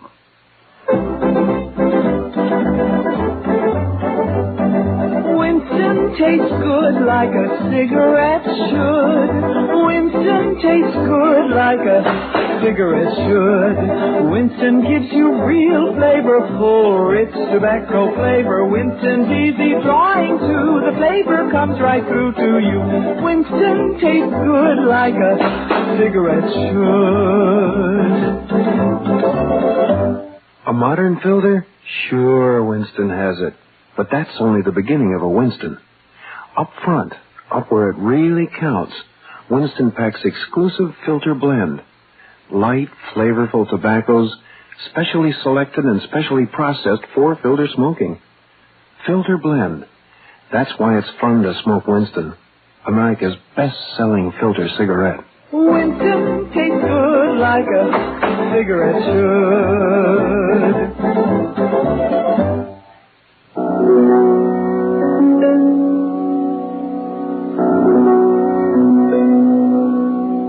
The ancient Romans called the Mediterranean Mare Nostrum, our sea. For the past several years, I've made it my sea, up to a point. At least there isn't a port between Gibraltar and the Suez Canal I haven't been in and out of, without the knowledge of a harbor master. I was once a gob in the U.S. Navy, and the craft I skipper was once a PT boat in the U.S. Navy. Now, we can both be had, for a price. If the price is right. That's Marius, my first mate and crew. I signed him on one night in a dive in Marseille after I'd come between him and a crazy Moroccan who wanted to give him a facelift with the broken end of a wine bottle. Marius may have a rather carefree code of ethics, but I know I can count on his loyalty, so long as I pay him regularly. There are the bells up on the Souquet, the old section of town. The sun is dipping toward the mountains of the Esterel, and another day is drawing to a close on the glamorous and expensive French Riviera, where the pickings have been precariously lean for the cruiser Mockingbird and its men. Bonjour, monsieur. Ah, but who knows? Maybe this is our pigeon. May I come aboard? Sure. What can I do for you? It is said that your boat is for hire. That's right. And are you free for this evening? Yes, I am. Good. Then I shall engage you. For what? Oh, just a boat ride, a moonlight sail. Where? Just out and back. Why? Monsieur, am I engaging you or are you engaging me? I like to know what I'm getting into, that's all. Oh, it is merely, as I say, monsieur, a moonlight sail. A young lady whose capitulation is as yet not complete. Oh, I see. Well, I'm not sure the Mockingbird is very well rigged for your purpose. She looks adequate. Okay. What time? Say 8 o'clock. You know the Villa Mouette on Cap Antibes? The big place out by Eden Rock that rich American dame leased for the summer? C'est ça. I'll be there. Oh, one thing more, monsieur. Yes? How much? How long is it going to take you? Who knows? 2 hours, 3 hours. One cannot put a time limit on these matters. Yeah, I know. Say 10,000 francs for the evening. Agreed, monsieur. At 8 o'clock, then? At 8 o'clock. Steve, I do not like it. But, my friend, a buck is a buck. Or, as we say in France, 400 francs is 400 francs.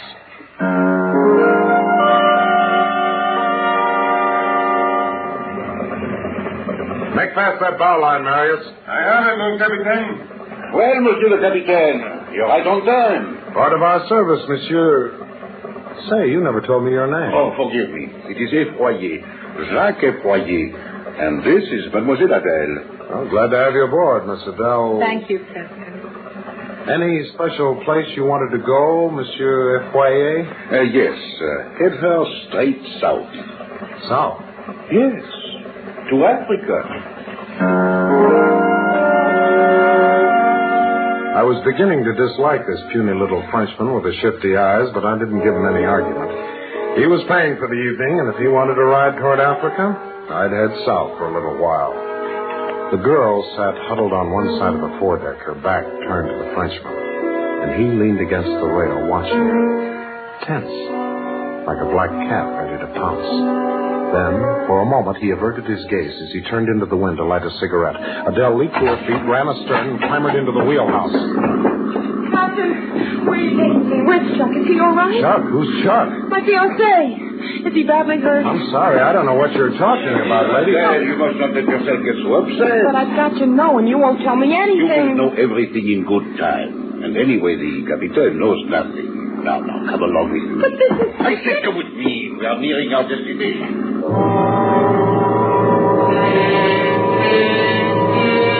With a yank that nearly pulled her arm from its socket, he hauled Adele out of the wheelhouse and backed forward. Marius looked at me and shrugged.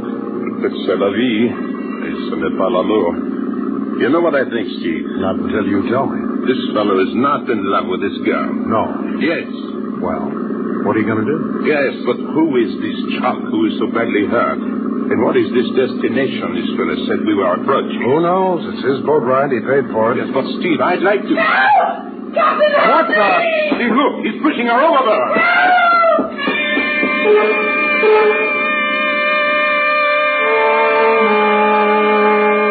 I made it to the foredeck just in time to grab the struggling girl before she went over the side. She was too shaken to speak, but the Frenchman wasn't tongue-tied. Oh, thank you, Captain. Thank you. She was trying to throw herself overboard. I struggled to prevent her, but she was too strong for me. If it had not been for you... David, I saw how it happened. Oh. Get aft to the wheelhouse. I want you where I can keep my eye on you. Both of you. Thank you, Captain. He's trying to push me overboard. I know. Marius? Oui, mon capitaine. Swing her around. We're going in. Tout de suite, mon capitaine. All ahead, flank. All ahead, flank. The sooner I drop this cargo, the happier I'll be.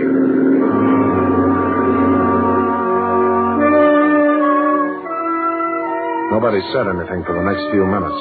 The girl was too shaken to talk, and the Frenchman was figuring his next move.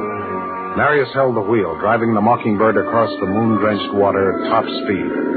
And I stood by to prevent further mayhem. Captain, I feel I owe you an explanation. You don't owe me anything but 10,000 francs for the evening's outing. Oh, that?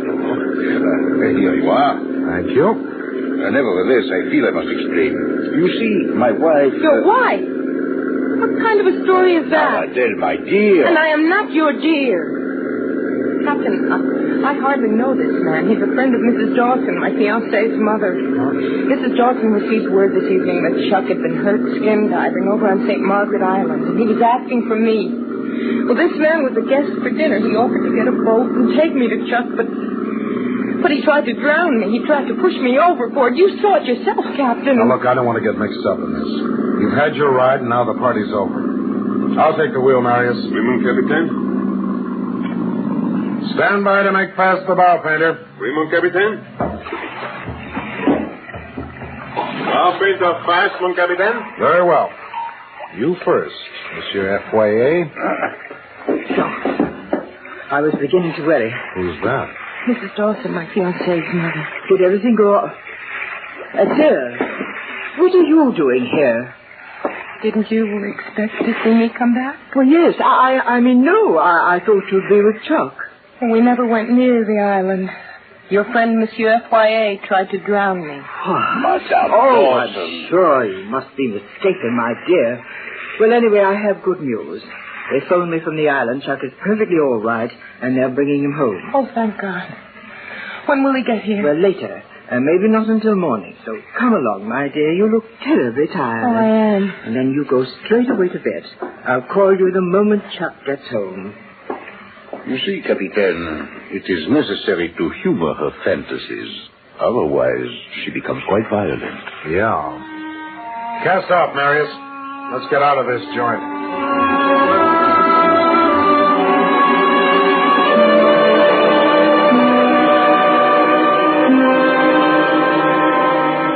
We headed back to Cannes, taking a bearing on the white frosted walls of the Palm Beach Casino. But I couldn't get that girl out of my mind. She didn't sound crazy. She didn't act crazy. And there was no doubt about it, the Frenchman had been pushing her over the side. And the woman, Mrs. Dawson, whoever she was, seemed not only surprised, but furious to see the girl. I knew it was none of my business, but that's the way I am. Captain King. We crept into a quiet cove a quarter-mile east of the villa, and I left Marius at anchor watch and made my way back to the house along the silent, moon-dappled road. It was a big villa, surrounded by formal gardens, a rambling Mediterranean house dominated by a round watchtower which looked out to sea. There were no lights on the landward side, so I made my way through the shadows toward the water, and soon heard the low buzz of voices.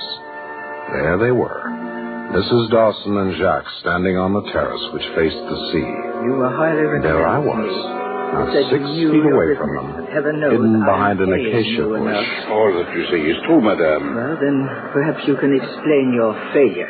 All would have gone well had it not been for that American boat captain. Excuses. What could I do? He heard her scream. You shouldn't have permitted her to scream. Madame Dawson, have you ever killed anyone? Of course not. Then you are in no position to criticize me. That girl must not marry my son. I understand that. Tonight. You said you'd do it tonight. Right, madame. Well, there is still time. Chuck's over in Monte Carlo at the casino. The way that boy loves roulette, he won't be home until 3 or 4 o'clock in the morning. You still have time. But here in the villa, this is a different matter than a drowning at sea. You're a most uninventive assassin, monsieur. Madame? Look, her bedroom in the tower. You see that balcony up there? Yes? That's her room. The only one in the tower that's occupied. And look beneath the balcony. A sheer drop of nearly 100 feet to the rocks below. In the morning, her body will be found on the rocks. An unfortunate accident. I see, madame. And may I say one thing? Yes, what? You should be in my line of work. You would do well at it.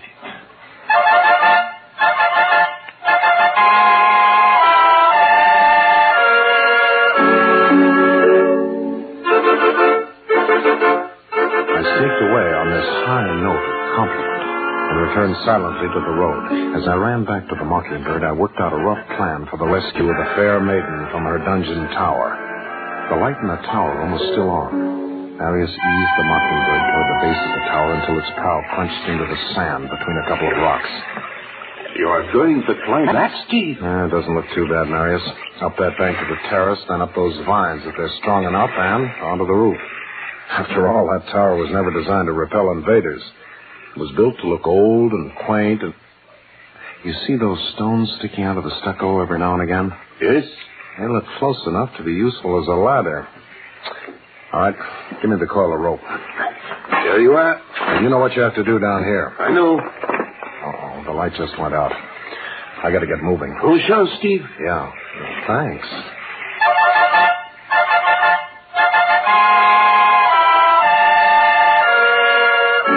The first part of the climb was a cinch, and the vines were old and sturdy, but the whimsical architect who embedded those picturesque stones in the tower had never intended them to serve as a ladder. A couple of times I was sure that they would find my body along with Adele's on the rocks in the morning. But I finally made the balcony, scratched, bleeding, and scared. But not half as scared as Adele. Who's there? Who is it? Steve. What are you doing? Shh, don't talk. Just listen. We haven't got much time. Listen to me. Chuck is all right. Oh, thank God. He isn't hurt. He's at the casino at Monte Carlo right now. Oh, I don't know. You were right about the Frenchman. He tried to drown you. In just a minute, he'll try to push you off the balcony. Mama doesn't want any little girls playing around her little boy. We've got to get you out of here, and there's only one way, over the balcony. Come on. Oh, but I can't. There's no time to get prettied up. Just come as you are. Come on.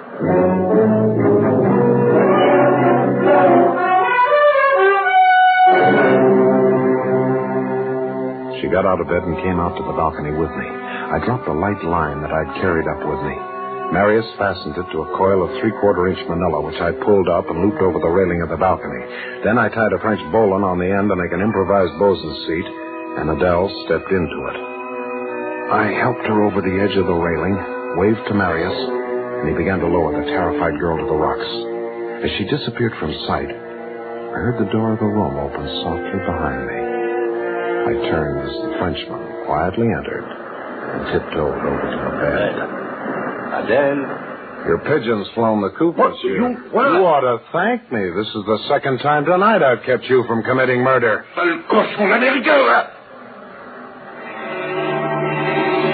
With this expression of disapproval, he went for me. I crouched, ready to flip him across the room with my best judo. But this Frenchman fought with his feet. It was I who flipped.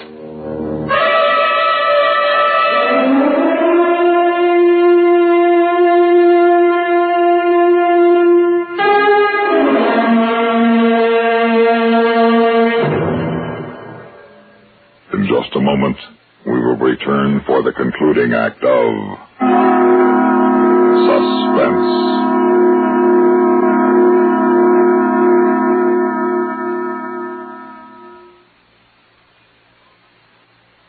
Welcome, recording star Mel Torme. It's terrible trying to sing with a bad cold. So I always take 4-way cold tablets to relieve cold miseries fast. Good idea. Tests of all the leading cold tablets proved 4-way fastest acting.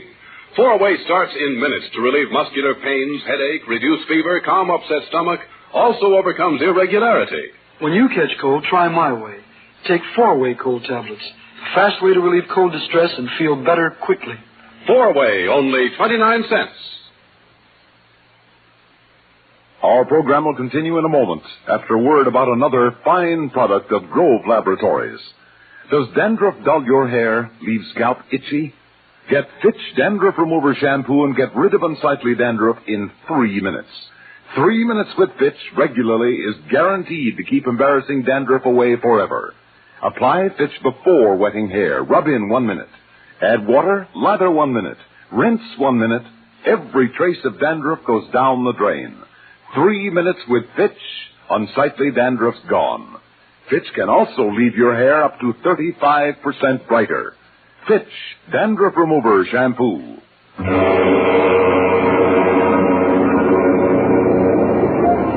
I was out. Not long, but long enough for him to get out on the balcony and take in Adele's improvised elevator. I shook my head groggily to see him hacking away at the rope with a pocket knife. I jumped him, yanked him away from the rope. He leaped to his feet and came at me with a knife, pushing me back against the railing. I fought off the knife hand, but it came closer and closer to my throat. And then he lost his balance, just a fraction, and just enough for me to use judo. And he flipped over the balcony and down to the rocks below.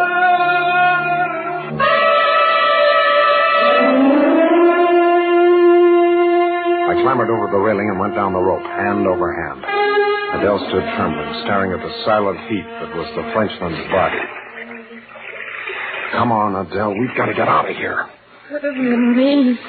It could have been me. That's right. Give me a hand getting her aboard, Marius. Come along, Adele. Easy now. All right. There we are. You just lay back and rest. Who's down there? What's going on down there? Uh-oh, I was afraid she'd hear that scream. Fire her up, Marius. Primo, Capitan. Stop or I'll shoot. All ahead, flank, Marius. All ahead, flank, mon Capitan. No wonder she hired the Frenchman to do her killing for her. She can't shoot with sour apples.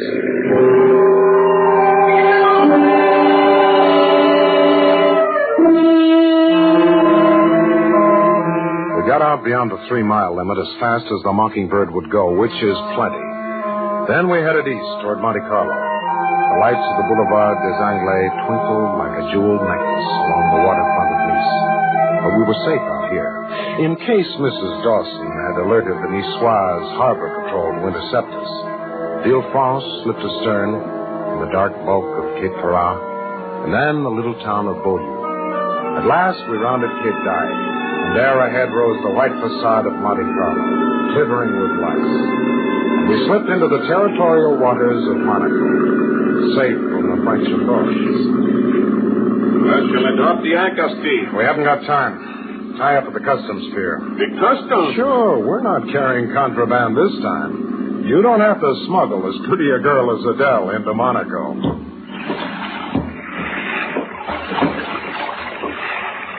We tied up at the customs dock under the astonished gaze of the guard who had emerged from his red and white striped sentry box. Pardon, monsieur. You have a landing permit? Not yet. We're in a hurry. But it is your fire. Yeah, I know. I'll be back. Meanwhile, you guard my boat, huh?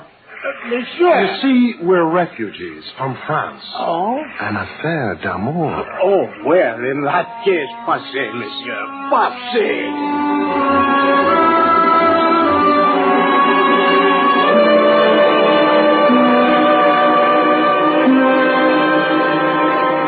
We made our way to the terrace of the casino and stood outside looking through the windows of the Salon Privé. It was crowded as usual with beautifully gowned women and men in evening dress, intent upon the roulette and baccarat and chemin de fer. Adele peered anxiously, trying to find her boy in the crowd. There's so many people, I can't find them. Well, then let's go in. Like this?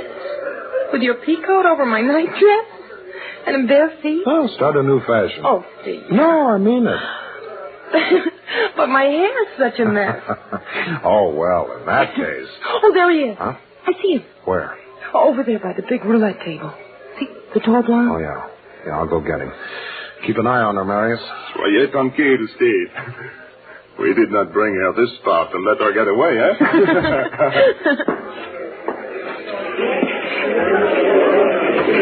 Well, voilà, monsieur. C'est toujours monsieur, dame. 17 rouge, 00. 17 rouge, double zero. Voilà, monsieur. C'est toujours monsieur, dame. Rien pas plus. Your name, Chuck Dawson? Yeah, what? Someone wants to see you outside on the terrace. Oh, Surprise. What is it? Come along. Hey, wait a minute. I got a lot riding on 17 We've red. got a lot more riding out on the terrace. Adele. What? Come on. 17 rouge. Monsieur. Monsieur Dawson. Vous avez... David. Hey, Adele. Oh, Chuck. Chuck, I never thought I'd see you again. Well, what is this? What's this all about? Well, there'll be plenty of time for explanations later. The important thing is, do you want to marry this girl? Of course I do. Well, then I suggest you do it right away, and in Monte Carlo, where the authorities take a dim view of murdering mothers-in-law and kidnapping skippers.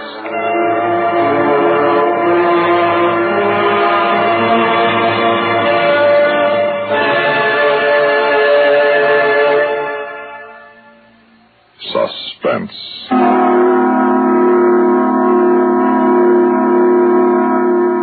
You've been listening to Moonlight Sail, written for Suspense by William N. Robeson. In a moment, the names of our players and a word about next week's story of Suspense.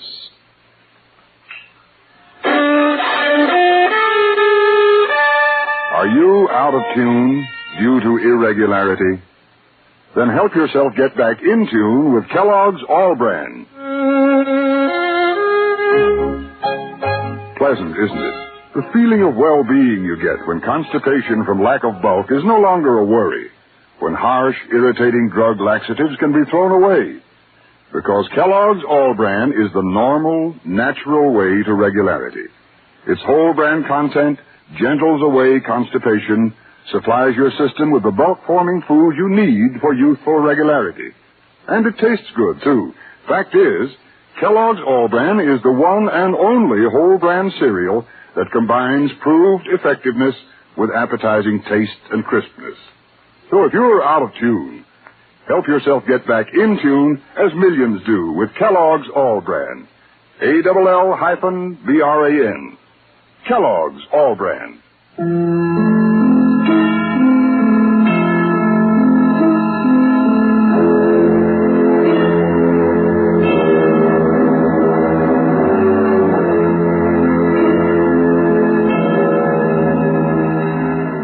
Heard in tonight's story were Frank Thomas Jr. as Steve, Louis Van Ruten as Jacques, Joan Laser as Adele, and Ethel Owen as Mrs. Dawson. Others included Jack Manning, Jim Bowles, Sam Raskin, and Guy Rep. A sober word about this holiday season. Keep in mind, all through the holiday season, highways are dangers. Slow, steady, and sober will see you safely through. And listen again next week when we return with 0 Hour, Ray Bradbury's chilling story of the day the children take over the world. Another tale, well calculated to keep you in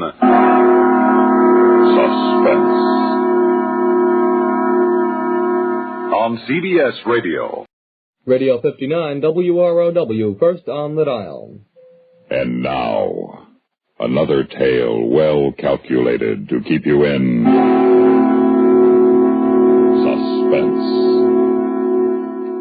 suspense. 0 Hour, written for Suspense by Ray Bradbury. Only with love, discipline, and luck can the helpless parents hope to lead the bewildered child toward the grown-up world, where things are not always what they seem. But what if the parents were to be denied that opportunity? What if the innocent little children were to take over the world at 5 o'clock some quiet summer afternoon? Well, here's the answer as we bring you Ray Bradbury's chilling story of childhood, 0 Hour. What a game! Such excitement the children hadn't known in their whole lives. Mink talked earnestly to someone near the rose bush, though no one was there. And then the two little girls shouting, laughing at each other. Such fun, such tremendous joy, it was all Mink's mother could do to get her grimy and excited daughter in for lunch. Goodness, Mink, I've never heard such a racket out in the garden. What were you and Anna up to? Most exciting game ever. Just ever. Oh, what's the name of the game? Invasion. Invasion? Well, invasion will have to wait until you've eaten your lunch properly. Now, slow down, young lady. Do you hear? Can't. Bill's waiting for me. Drill? What a peculiar name. Is he a new boy in the neighborhood, dear? He's new, all right. I don't think I've seen him. Which one is Drill? Oh, he's just around. I've got to go now, Mom, if we're going to have the invasion. You finish your milk, miss. Who's invading what? Martians are invading the Earth. Oh, I see. And Drill's the Martian? I think so. He's had a very hard time getting here. Oh, I should imagine. They couldn't figure a way to attack Earth. How to get in or something. Mm-hmm. Drill says they have to do it by surprise. And even get help from your enemy. Ah, fifth column. Yes. And all this time they haven't been able to figure out how to attack. Until one day, they thought of children. Well, that was bright of them. And they thought of how grown-ups are so busy. They never look under rose bushes or on lawns. Is that where Drill is now, under the rose bush? Yes, with all his friends, too. He says there's something about kids under 11 with imagination. It's real funny to hear Drill talk. It must be. Well, you can run along now so you can have your invasion before dark. Baths tonight. School tomorrow, you know. Drill says I won't have to take any more baths. Oh, he does he? And we can stay up till 10 o'clock. Well, your friend Mr. Drill had better mind his P's and Q's or I'm going to call up his mother and tell her. That's just it. Drill says you're dangerous because you don't believe in Martians. Just like you think Drill's a kid. Well, he's not. And they're going to let us run the world. When they get in, all of us kids. And I might even be queen. Well, that's nice, dear. Now run along. Mom? What is it, dear? Mom, when the invasion comes, we'll have to get rid of you and Daddy. But I'll be sure it won't hurt very much. Well, thanks. Thanks a lot.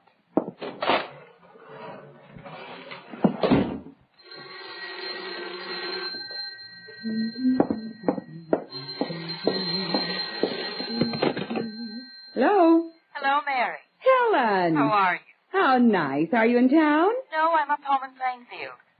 I was thinking of you, thought I'd call. It's long distance, though. You shouldn't. Oh, I can afford 3 minutes. How's Henry? Fine. And Bill? Just fine. What about Mink? Oh, wonderful. Noisier than ever. She's got a new game now. It's taken the place of hopscotch. Invasion. Oh, is she playing that, too? Yes, are yours? Same thing. Some kind of geometric jacks, I suppose. Isn't it a scream? All the kids their age are playing it up here. Timmy's got a crush on some guy named Drill. I think that's what it is. It must be a new password. Mink likes him, too. I didn't know it had got to your part of the world. Word of mouth, I suppose. You know, kids. Funniest thing, I got a letter from my sister in Boston. She says her kids are playing it, too. It's sweeping the country. Well, I wonder where they learned it. Don't ask me. All I know is what Timmy told me at lunch. 0 hours at 5 o'clock. When? 5 o'clock today. That's when the invasion's going to be. These kids and their imagination. Oh, I wanted to tell you about... And they talked a little more, schoolgirl friends, casual woman talk. But Mrs. Morris was thoughtful. She was thinking of other things, of adults, of little children with imagination, rose bushes, and their unseen friend named Drill. I will. She thought of how much she'd forgotten about being a child, and she wondered about Mink and all the kids everywhere who, at that moment, were playing Invasion.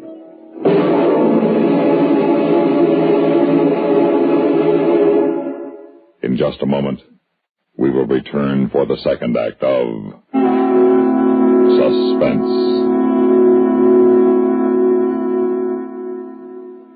Meet star Stuart Irwin. Nothing's worse for an actor than a nasty cold. To feel better quickly, I take wonderful 4-way cold tablets, the fast way to relieve cold distress. Right. Tests of all the leading cold tablets proved 4-way fastest acting. 4-way starts in minutes to relieve muscular pains, headache, reduce fever, calm upset stomach, also overcomes irregularity. Take my advice. For your next cold, take 4-way cold tablets, the fast way to relieve those cold miseries. 4-way, only 29 cents. Our program will continue in a moment after a word about another fine product of Grove Laboratories. Does dandruff dull your hair, leave scalp itchy? Get Fitch Dandruff Remover Shampoo and get rid of unsightly dandruff in 3 minutes. 3 minutes with Fitch regularly is guaranteed to keep embarrassing dandruff away forever. Apply Fitch before wetting hair, rub in 1 minute. Add water, lather 1 minute. Rinse 1 minute. Every trace of dandruff goes down the drain. 3 minutes with Fitch, unsightly dandruff's gone. Fitch can also leave hair up to 35% brighter. Fitch Dandruff Remover Shampoo.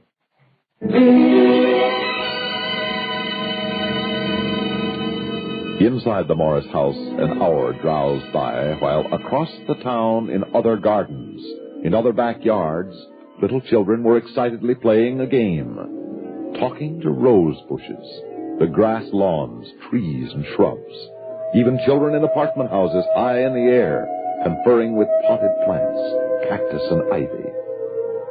Mrs. Morris had finished her mending and gone back to the kitchen when Mink burst in. Hello, dear. Hi, Mom.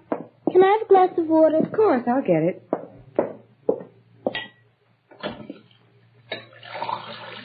Pi r squared, 47. A over 56 to the 7th degree. X, T, 7. What, dear? Nothing, Mom. Here's your water. Thanks. How are things going? The invasion. Oh, that. Yes, that. Almost finished. Drill says we should be ready on time. 5 o'clock? That's right. How did you know? Helen called from Plainsfield. She says Timmy's playing it, too. Hey, that's keen. Well, I guess all the kids are, aren't they? No, not all of them. Not guys like Gil Esley and Jimmy Woods. They're growing up. Make fun of us.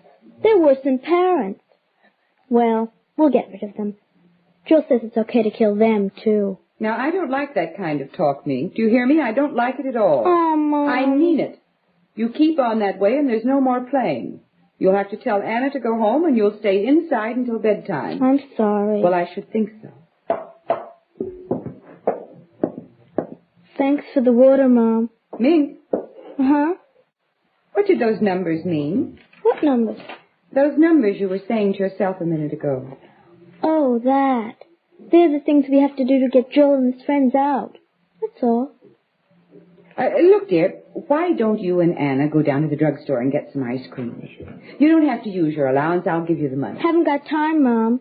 Thanks. Well, I never thought I'd hear you say that. I've got to go now, Mom. Wait just a minute. Mink, I want you to tell me the truth now.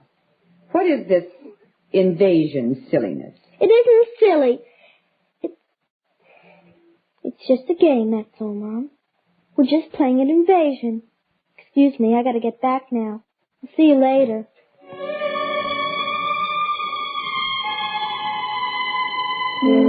Mrs. Morris was disturbed. She wasn't sure why. But because she was disturbed, she did something she didn't usually do. She called her husband at the office. Hello, dear. Hello, Henry. I'm sorry to bother you, but Miss Maxon said you weren't busy. Not too. I should be able to get home early today. Everything all right? Yes? You all right? I'm fine. Mink? Oh, she's... Henry? What, dear? Oh, nothing. I just felt like talking to you for a minute, that's all. Listen, you sure you're all right? Yes. Mink been getting on your nerves? No, not really. She's playing outside. She's fine. Honey, is something wrong? No, I told you I was thinking about you and wanted to talk, that's all. What time do you think you'll be home? About 5, maybe a little earlier. 5? Oh. Hey, what do you mean, oh? Well, I was just thinking... Nothing, really. Goodbye, darling. You are okay, aren't you? I'm fine. Goodbye. Bye.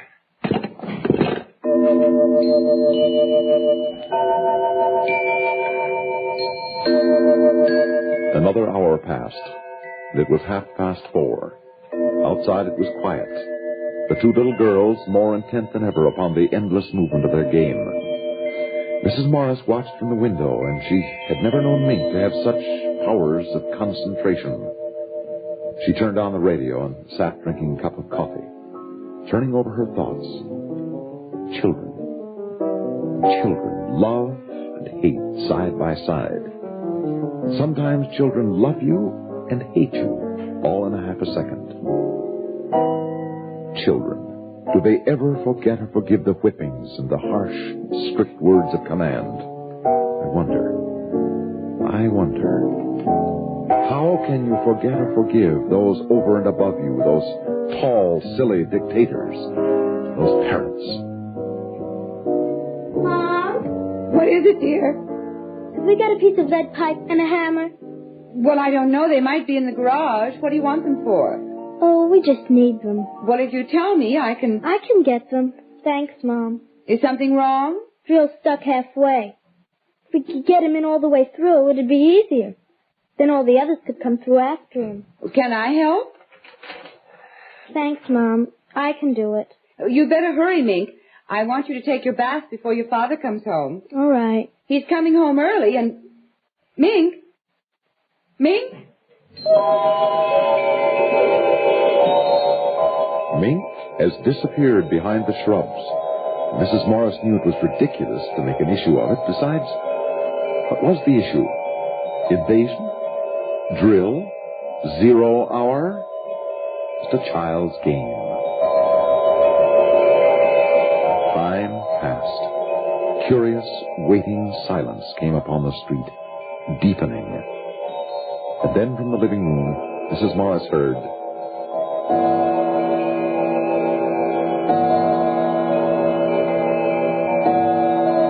o'clock.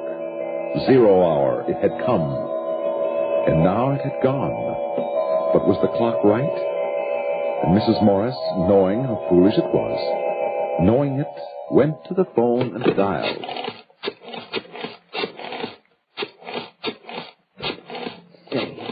Silly.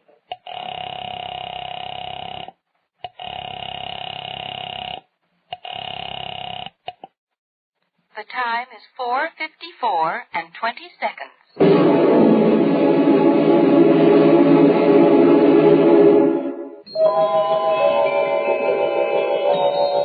4:54 and 20 seconds. And Mrs. Morris knew that it wasn't as silly as she had thought, because it wasn't 5 o'clock yet, not 0 hour yet.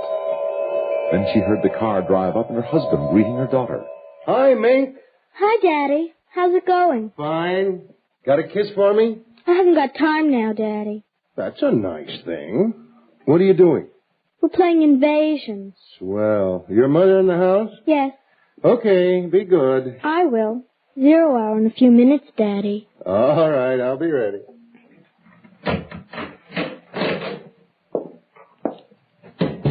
Mary? In the living room, dear. Hi. Our daughter didn't have time for a kiss. How about you? Hi, Dave. Not particularly. Would you like a cocktail? You read my mind. Martini? Perfect. Anything exciting happened today? No. Oh, Helen called. Oh? From Plainsfield. I told her she was crazy, but she just felt like calling. Like you calling me this afternoon. Crazy, huh? What was that all about? I told you. I wanted to. Hey, incidentally, what's this new game the kid's playing? Invasion? That's a nice, depressing thought. Is Mink all right? Come to think of it, she looked kind of funny. Yes, she's all right. What's the time, Henry? A couple of minutes after 5. Why? No, the clock's wrong. By your watch. Huh? Oh, I've got 2 minutes to. I'm probably slow. You got something on the stove? No, I just want... Honey, hey, look at me. What's the matter? Nothing. Really? Now... Really? Mink's been up to something. Of course not. Then what? I guess I'm a little tired, upset, that's all. You want to go out for dinner? No, I've got a steak in the icebox. Tell you what, I'll barbecue it. How'd that be? Fine. What was that? What? I thought I heard something. I didn't. I must have been imagining it. You are jumpy. Why don't you have a drink? Do you good. I don't want one. What time is it now? Mary, what is this? I mean it. Something's wrong. Now, I want to know... It's silly, Henry. It's so silly. I'm on edge, that's all. I don't like it. That kid's done something, hasn't she? I'm going to get her in here. No, Henry, please. Please don't. She hasn't... It's nothing at all. I just... What's that? I don't know. Those kids haven't got anything dangerous out there, have they? I noticed a lot of junk lying around. I thought it was a game. She wouldn't have done it herself. They'd made her do it. What the devil? Maybe you'd better go out and tell them to stop playing now. It's after 5. You tell me to put off the invasion until tomorrow. Tell her that... What are they up to? I better take a look. Hey!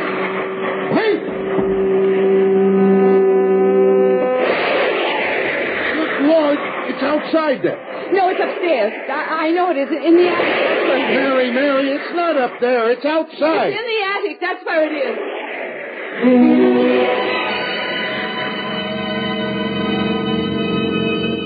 Her mind had worked that quickly. Any excuse to get her husband away from the outside, to get him upstairs to the attic in time. And outside, there were more eerie explosions, and they could hear the children screaming with delight. It's not in the attic. It's outside. Mink's out there. What's the matter with you? No, Henry, I'll show you. Hurry. Get inside, quick.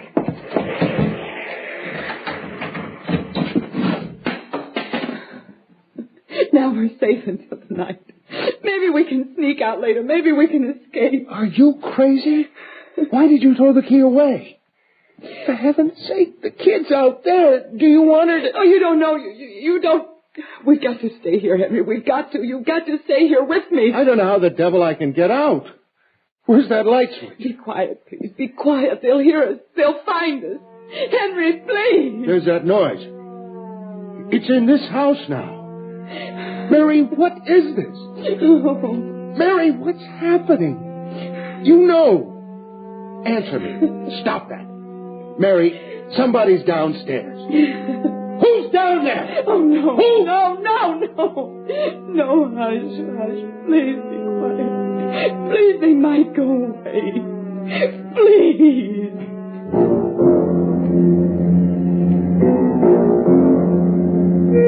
And between his wife's terror and the electric humming from below, Mr. Morris felt a great fear. They trembled together in silence in the attic. Mr. and Mrs. Morris, parents of a little girl named Mink. Then they heard steps coming up the stairs, and a voice. Mommy? Daddy? Where are you? And a queer, cold light became visible under the door crack, a strange odor, and the alien sound of eagerness in Mink's voice was almost more than they could bear.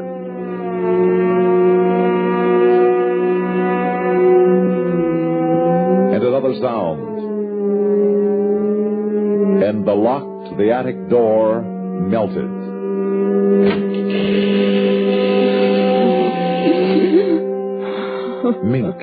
Mink, with bright little eyes and tousled hair, peered inside, and behind her, tall, wavering blue shadows. Frightful shadows.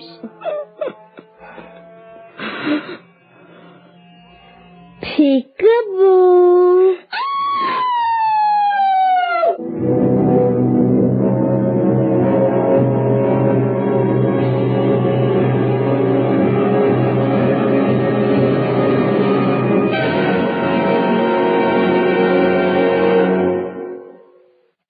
Have you ever wondered what people abroad think of us? Many of them don't have a very high opinion of our country or our way of life. It's not because of anything we've done or haven't done. It's what they think we have or haven't done.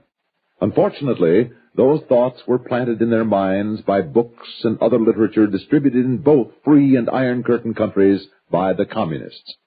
This material has been deliberately slanted to create false impressions of America and Americans. But the people who read them are hungry for the truth. Somewhere on your bookshelves or in your attic, you must have books you're through with.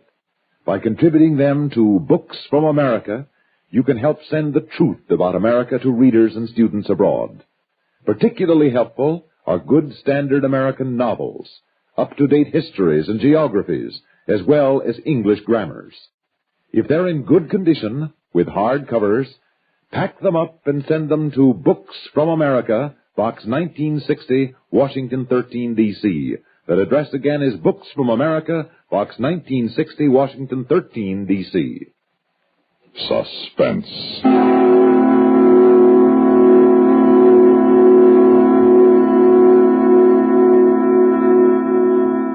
You've been listening to 0 Hour, written for Suspense by Ray Bradbury. In a moment, the names of our players and a word about next week's story of Suspense.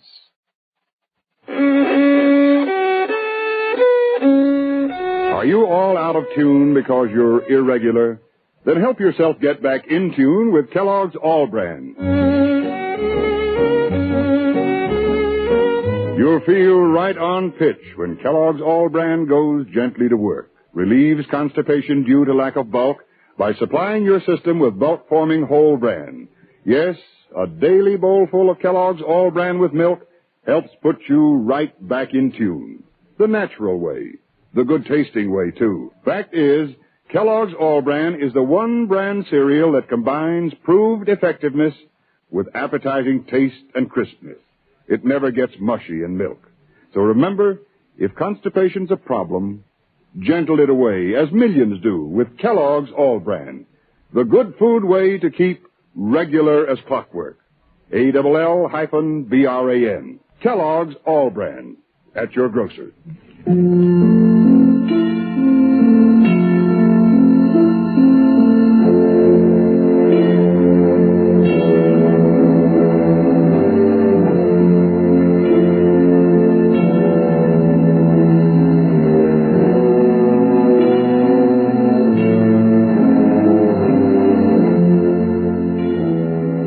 Tonight's story were Francie Myers as Mink, Ginger Jones as Mrs. M, and John Gibson as Henry.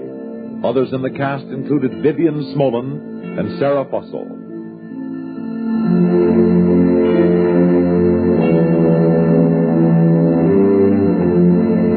Listen again next week when we return with The Long Night, written especially for Suspense by Walter Black. Another tale well calculated to keep you in suspense. On CBS Radio 59 WROW, first on the dial. And now, another tale well calculated to keep you in suspense. The Long Night by Walter Black.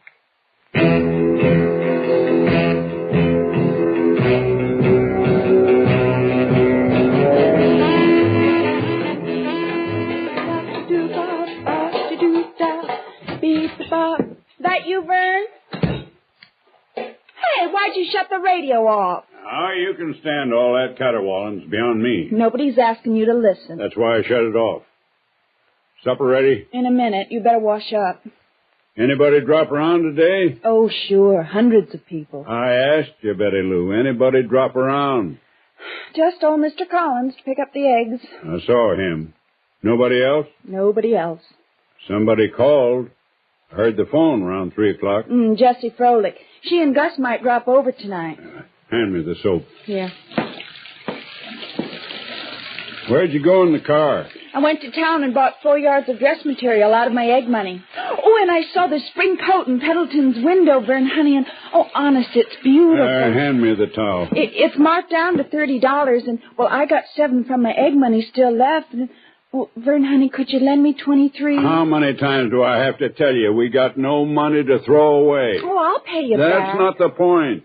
You can use that $7 for better things. Don't you care how I look? You look fine to me, just like you are. Besides which, you already got more clothes than any other farmer's wife around. Yeah, but most of them, their husband's in debt to everybody. You don't have to worry like they do, Vern. You got money. Well, if I have, I got it by not throwing it away. Yeah, just you be patient, Betty Lou. It'll all be yours someday. But it's only 20. I don't want to hear any more about it. Let's eat.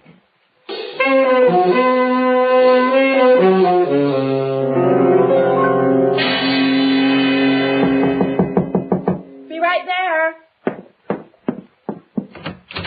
Oh, hi, Mr. McCall. Ms. Meeker, Vern around? He's out feeding the stock. Why? You haven't heard the news, huh? What news? It's been on the radio every half hour since 5 o'clock. Oh, thanks for reminding me. I meant to turn it back on. Vern don't care much for the radio. What news you talking about, Mr. McCall? Man escaped from State Hospital, George Porter. No kidding. He's armed and he's dangerous, plenty dangerous. Gee, is he a killer? Well, that's what they put him away for. Sheriff figured we'd better warn everybody in the area. I just came from the Collinses, and the Hinsons are next on my list. You tell Vern, huh? Hey, wait a second. What are we supposed to do? Ain't supposed to do anything, Miss Meeker. Just stay indoors and notify us if you hear anything suspicious. Oh, don't you worry none. We'll get him. Yeah, but well, what if he comes here? Well, ma'am, if he walks up to the door and you ask him who he is and he tells you, then don't let him in. Mighty dark night. Lock your door, Miss Meeker. Oh, don't worry.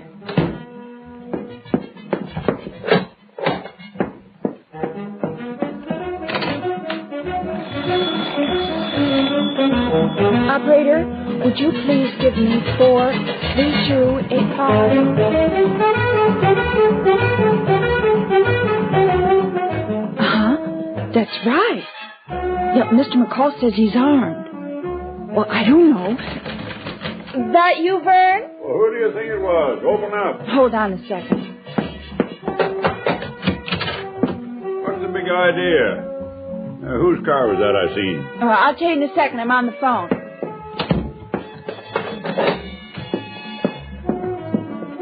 Hello? All right, Jesse. I'll be talking to you. That was Jesse Froelich. I called him to tell him not to come over tonight. Why? There's a crazy killer running around loose. That's why. A murderer's escaped from State Hospital. That car you saw, that was Deputy McCall. They're warning the whole neighborhood, so don't you dare go out there again tonight.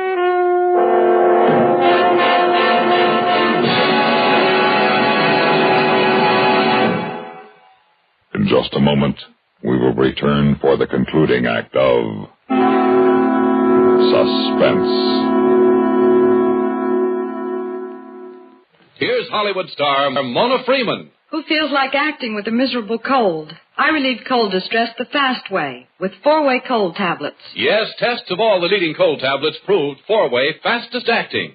Amazing 4-way starts in minutes to relieve muscular pains and headache, reduce fever, calm upset stomach, also overcomes irregularity. When a cold strikes, do what I do. Take 4-way cold tablets. It's the fast way to relieve nasty cold distress and feel better quickly. 4-way, only 29 cents. Our program will continue in a moment after a word about another fine product of Grove Laboratories. Had dandruff for years? Now get rid of it in 3 minutes with Fitch Dandruff Remover Shampoo. 3 minutes with Fitch regularly is guaranteed to keep unsightly dandruff away forever. Apply Fitch before wetting hair, rub in 1 minute. Add water, lather 1 minute, then rinse 1 minute. every trace of dandruff goes down the drain. 3 minutes with Fitch, embarrassing dandruff's gone. Fitch can also leave hair up to 35% brighter. Get Fitch Dandruff Remover Shampoo today.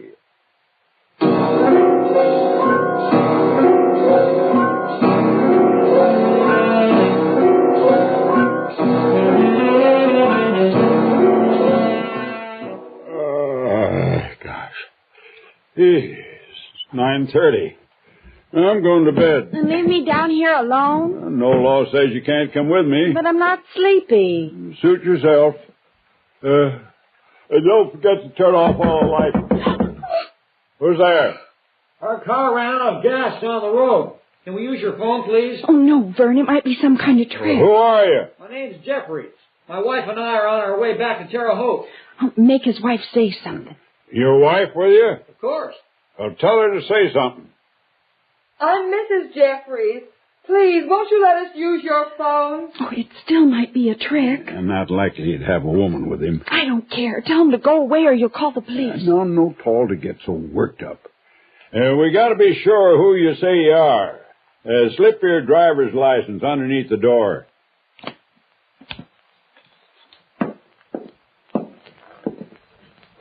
Looks okay. No, Vern. Stop worrying now. May I have my driver's license back? Here. This is my wife, Patricia. I'm Tom Jeffries. Meeker. This here's my wife. How you do?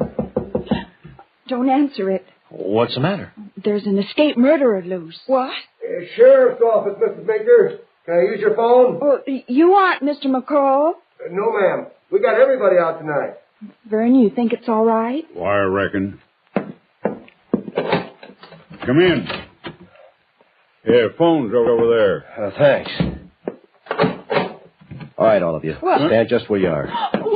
What are you doing with that gun? Who are you? My name's Porter. The man who escaped. That's right, sis. The man who escaped from the asylum. Oh. Now, everybody, just relax.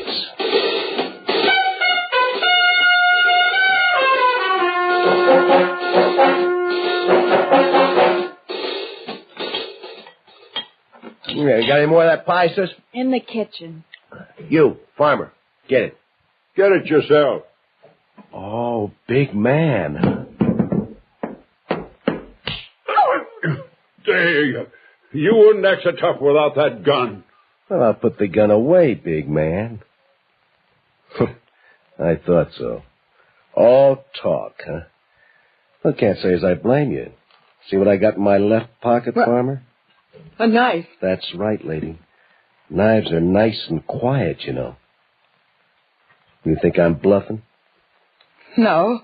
You ain't ever been in a hospital for the insane. If you got out, you'd want to stay out. You'd do anything to stay out. Anything at all. All right, all of you, sit down.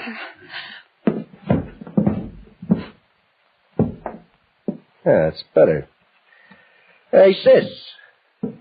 Tell me something. How come a good-looking babe like you gets hitched up to a farmer here? None of your business.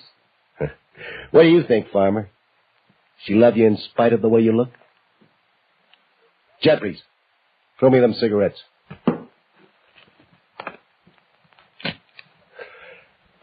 I got a theory, big man. You look old enough to be wifey's papa. You must be loaded. Is he, sis? How much has he got in the bank? Or maybe he don't trust banks. Maybe he shoves it under the mattress. Is that it, sis? Don't you tell him anything, Vern. I ain't anything to tell. All I got is what you see right here. Oh, I'll bet. How about it, Jeffries? He's loaded, ain't he? I wouldn't know. Oh, we just met the Meekers. Our car ran out of gas. Oh, is that and we Tough luck, ain't it? Well, that's the way it goes. Let's get back to your money, big man. I gotta have some of it. Yeah, stay where you are. You, farmer, go answer the phone. And just remember to sound real natural, because this knife is awful sharp. Isn't it, sis? Go ahead, farmer. Oh. Yep. Uh-huh. Oh, sure. Okay. Sit back down. Yeah, that was real interesting conversation. Who was it? Ed Caulfield, neighbor. And what did neighbor Caulfield want? Grange meeting tomorrow night. Well, what do you know? You sure lead exciting lives. Where do you think you're going? Just stretching. Do you mind? Oh, don't get smart with me, Sonny. Sis, you got any rope around the place? Why? Oh, maybe I want to skip rope. You got any? Well, just clothesline in the kitchen. Oh, that'll do fine. Get it. What do you want it for? Well, I'll tell you, chick.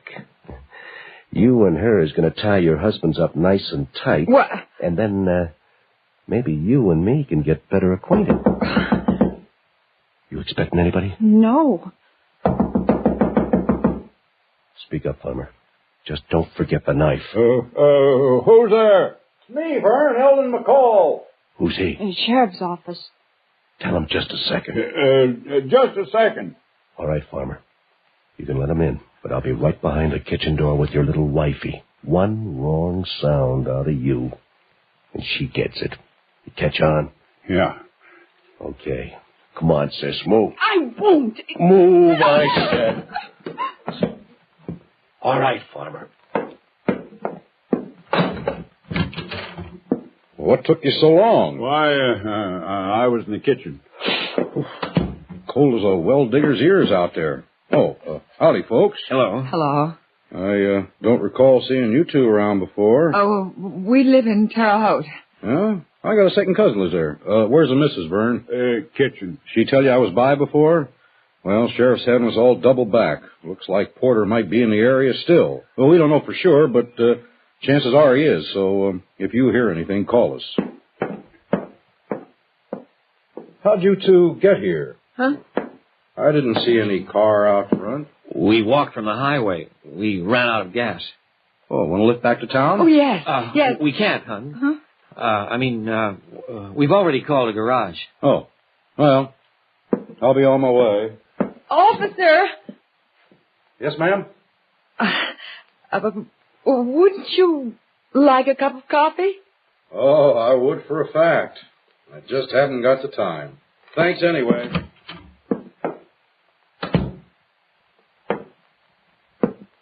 Real smart, aren't you, chick? I ought to belt you good. Go ahead, you bully. Oh, you got spunk, chick. I like that. Hey, Jeffries, how come you turned down the chance to get out of here? You know why. I was afraid of what you'd do to Mrs. Meeker. Smart boy. Don't look so sad, Farmer. You know what they say. While there's life, there's hope. Who knows? Maybe J. Edgar Hoover will stop by later on. All right, sis. Get the rope.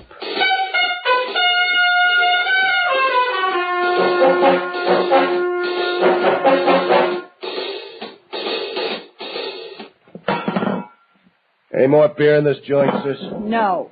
2 measly cans. Old Farmer, you don't believe in drinking, huh? What do you believe in, Farmer? Money? Where you got it stashed away? You can tell us. We're all friends here. I want some water. Okay. Get him some water, chick. Yeah. See? You name it, you get it. I'm real accommodating if you treat me right. You don't want to believe all them stories about me. Anybody'd do what I done if he got mad enough. Let me tell you something else. There's lots of guys in padded cells who are saner than most people on the outside. Here you are, darling. Thanks, honey. Oh, ain't that sweet, Farmer? Hear her call him darling? How come Sis don't ever call you that? How long are you going to keep us tied up? Oh, maybe a day, maybe a week, maybe a month. What do you care? You ain't going no place. Yeah, like I was saying, being over in the hospital's no sign of anything at all. I just had a smart lawyer, pleaded insanity, and got away with it. Only now, I don't know how smart he was. I might have gotten off with life. Might have been up for parole in 20 years. Hey, sis, turn on the radio. Yeah, I feel like dancing. Who wants to dance with me? You, chick. Yeah, come on. No. You don't want to be like that chick. Leave her alone. Or you do what? Come on, Patricia. Or would you rather I made the ropes a little tighter? No. I'll dance with you. You don't have to, honey. It's all right, Tom. Sure, Tom, it's all right. What are you so scared about? I ain't gonna bite you. Closer. That's better. Hey, you sure smell good. You know, you forget how women smell when you're locked up.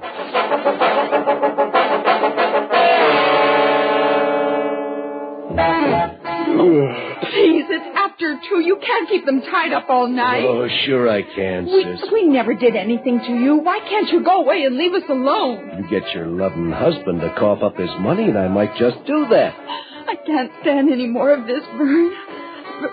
Give him the money and get him out of here. Come on, Vern, old boy. Where you got it here? She don't know what she's saying there. There's no money. Oh, stop it. I'm sick and tired of the way you cry poor all the time. Everybody in the township knows you got money hid all around the place. You want to stay tied up forever? Or worse, there ain't no amount of money worth a man's life, farmer. Where is it? For heaven's sake, Meeker, tell him. I'll split it with you. You got money, Jeffries? Well, I meant I'll give him a check. Not even if I had it, he wouldn't leave. The woods are full of policemen. Well, what good would money be to him? Now, look at it this way, farmer. If I get the money, maybe I leave. Maybe I wait around a few days till they stop looking so hard. But at least that way, you stay reasonably healthy. Now, if I don't get the money, I stick around anyway. But you ain't going to enjoy it at all. Get it, big man? Get him some water, chick. I just can't seem to control this temper of mine. Real shame. Oh, stop it. Vern, honey, I can't stand you being beat up. Tell him where the money is. Oh, Farmer's going to be a big man again. Here, Mr. Meeker. Give me the glass. Huh? He ain't thirsty anymore. Now listen to me, Vern. Don't think I won't mess you up. I'd enjoy it. But maybe you don't care too much about yourself. Okay. How much do you care about your pretty little wifey? Huh? Don't you dare come near me. She can't hardly stand me, Farmer. Don't that upset you? You know what I'm going to do if you don't come across? You got any kind of imagination at all? Huh? Me and Sis here. You think about it. No! Vern, please tell him. Please, Mr. Meeker, Leave her alone. I'll give you money. Sure. Write me a check, Sonny, huh? Where is it, Farmer? No more, don't. Our music will continue in a moment. George Porter, convicted murderer who escaped yesterday afternoon from the Lakewood State Hospital, has been captured by state police on the outskirts of Twin Oaks. We repeat, George Porter has been captured. For further details, stay tuned to this station. I didn't figure on that. Well, it's too late to worry about it. All right, Meeker. Where's the dough? If you're not Porter, who are you? It doesn't matter, Mrs. Jeffries. All you got to worry about is, do I leave here without hurting I know who he is. What, Vern? I know. Who am I? I don't know your name, but you and my wife, I know about that. What are you talking about, Mr. Meeker? I know she's been sneaking off to meet you every chance she gets. Can't live with a woman 5 years almost and not know what's going on. Oh, Vern, please. Don't pay any attention to him, folks. He doesn't know what he's saying. I know, all right. Oh, I tried to pretend it wasn't happening, but that didn't work too good. After a while, it even stopped hurting. I figured it might blow over. How long did it take you to figure out who I was? I think I kind of knew all along. You're lying. Remember when I come back from my chores? Yeah. And you were on the phone? You said it was Jesse, and you were telling her not to come over. Well, later, after he got here, the phone rang again. I said it was Ed Caulfield. Well, it wasn't. It was Jessie to say she decided not to come over. Now, if you'd already told her not to, she wouldn't have called. So it had to be somebody who didn't want me to know about him. Him. You called him to tell him about Porter escaping. You figured that was a good way to get hold of my money without me knowing about you two. Oh, right. I'm glad it's out. I'm in love with Bill, and he's in love with me. We're going away together. Do you hear? How I stuck it out this long, I'll never know. Quit jabbing the needle, Betty Lou. Okay, Meeker. Tell me where the money is and we'll clear out. And if I don't? We can do it the hard way, too. It's your choice. What's so funny? You are. You and her. There ain't any money, and there never was. Oh, I know. Everybody around thinks I got some hid away. That's how I got Betty Lou. That's how I kept her. But I haven't got any money. Oh, he's lying. Go ahead and search. Tear the place up. Doesn't matter now. You're telling the truth. There ain't no money. All this for nothing. Okay, the party's over. I'm leaving. Well, now, wait, Bill. I'll pack a bag. What for? Oh, I'm going with you. Not without money, you ain't. But, Bill, you promised. What good are you to me without money? Find yourself another boy. Or stay with Farmer. Oh, here's a little souvenir. It ain't loaded. Oh, Bill, honey.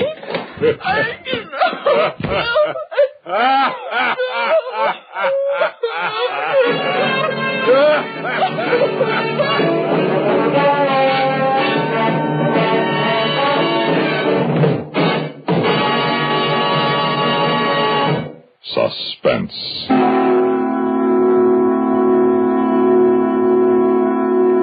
You've been listening to The Long Night, written for Suspense by Walter Black. In a moment, the names of our players and a word about next week's story of Suspense.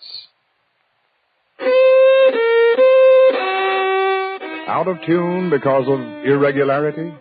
Kellogg's All Bran helps put you back in tune. Kellogg's All Bran is the natural way, the good food way to end constipation caused by lack of bulk in your diet. There's only one All Bran, Kellogg's All Bran. Its whole bran content gentles away constipation, supplies your system with the bulk-forming food you need. Kellogg's All Bran is the only whole bran cereal to bring you the combination of proved effectiveness, appetizing taste, and crispness. It never gets mushy in milk. So get back in tune and stay in tune. It's easy with the one and only Kellogg's All Bran, ALL-BRAN. Safe, reliable, pleasant. Millions enjoy it every day.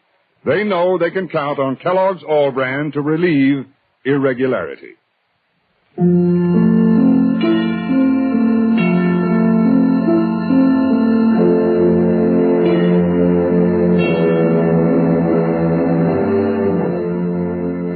Heard in tonight's story were Ellen McRae as Betty Lou, Bill Adams as Vern, and Sam Gray as Porter. Others in the cast included Charlotte Manson, Herb Duncan, and Walter Black.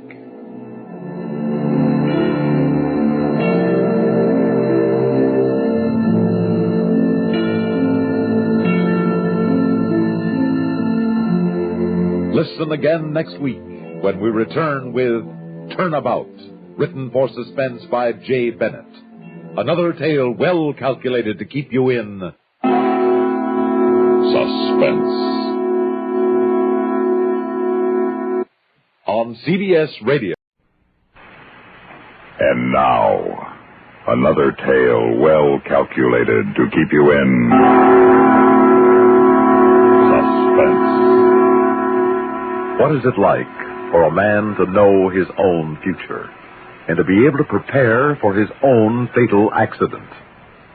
Listen now to The Time, the Place, and the Death, written by Peter Fernandez.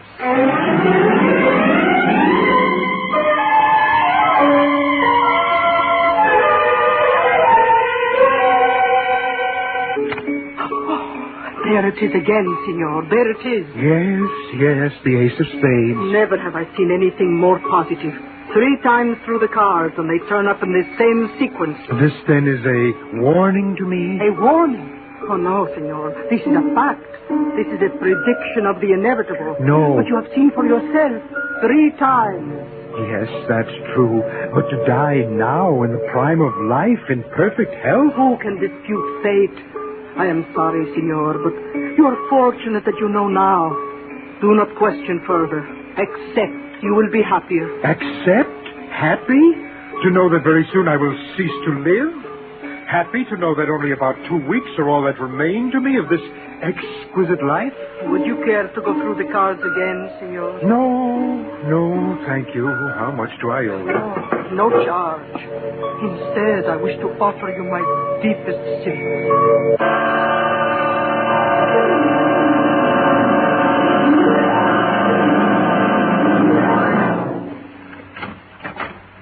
Why, Henry. Good afternoon, Irene. How nice to see you. And on a Tuesday. Tuesday isn't one of your usual days. I trust I'm not causing you any inconvenience by dropping in unexpectedly like this. I'm quite alone, Henry. Good. I have some sensational, some marvelous news for you, my dear. And amusing, I'd say, from that smile you can't quite conceal. My dear Irene, have you ever wondered where and under what circumstances you will die? Henry, what a funny question. I don't intend to be funny. Oh, you know what I mean. Irene. Yes, dear. I am going to die. Oh, Henry, you paid some gypsy to tell you that, and I would have told you for nothing. Everybody dies eventually. I mean that I'm going to die sometime in the very near future. This card, this ace of spades, is my proof. This card, this exact card, turned up 3 times this afternoon. 3 times. Following a sequence of other cards, which also was revealed 3 times. It's a fact, Irene. I'm going to die very soon. Oh, my poor, poor Henry. Sympathy? You fail to comprehend, Irene. As a matter of fact, it took me a while to get used to it, but now, don't you see, I've never been happier. How could you possibly be happy? Because I've never been able to face the future blindly, I've always sought oracular advice. And I'm happy that I know my death will be soon. Now I must also know the details. The details? Henry, you're giving me the shudder. May I have a pencil and some paper? Oh, yes, of course. When I was 22 years old, it's quite some time ago, I visited my first fortune teller. Invest all your money in AT&T, she told me. Well, I'd saved about $700, and I invested it. I'm now worth considerably more than that. I know you are, darling. Okay, here's your paper and pencil. Thank you. Then there have been numerous romantic interludes during which I've dallied with the temptation of marriage. But in every instance, my dear Irene, I've been saved by a seer. Unfortunately. What are you writing there, Henry? A list. There are so many possibilities of how I'll die, I'd like to consider them. But this is all I have so far. Number 1, accident. I mean, no matter how carefully one crosses the streets, these days he risks his life. A strong possibility. Number 2, crime. I'm a gentleman of considerable means. Oh, yes, indeed, darling. But isn't that list rather unnecessary, Henry? After all, if you want to be absolutely certain of just how you'll die, why don't you commit suicide? What an absurd suggestion. Then pay someone to do the job. Irene. Oh, well, frankly, dear, I think we should forget the whole thing. No, I'd better be going, and I'll take this list. I can add to the possibilities as they occur to me. Now, here, my dear, take this money. Why, Henry? It should be sufficient to buy an attractive dress, which you must wear to my funeral. Well, good afternoon, Irene. Good afternoon, Henry.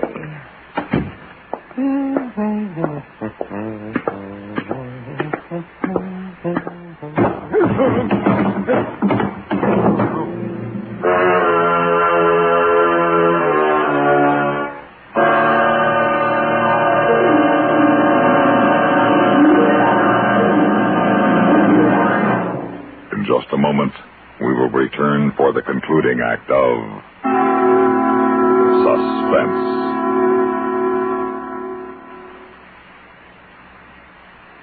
Here's Hollywood star Mona Freeman. Who feels like acting with a miserable cold? I relieve cold distress the fast way with 4-way cold tablets. Yes, tests of all the leading cold tablets proved 4-way fastest acting. Amazing 4-way starts in minutes to relieve muscular pains and headache, reduce fever, calm upset stomach, also overcomes irregularity. When a cold strikes, do what I do. Take 4-way cold tablets.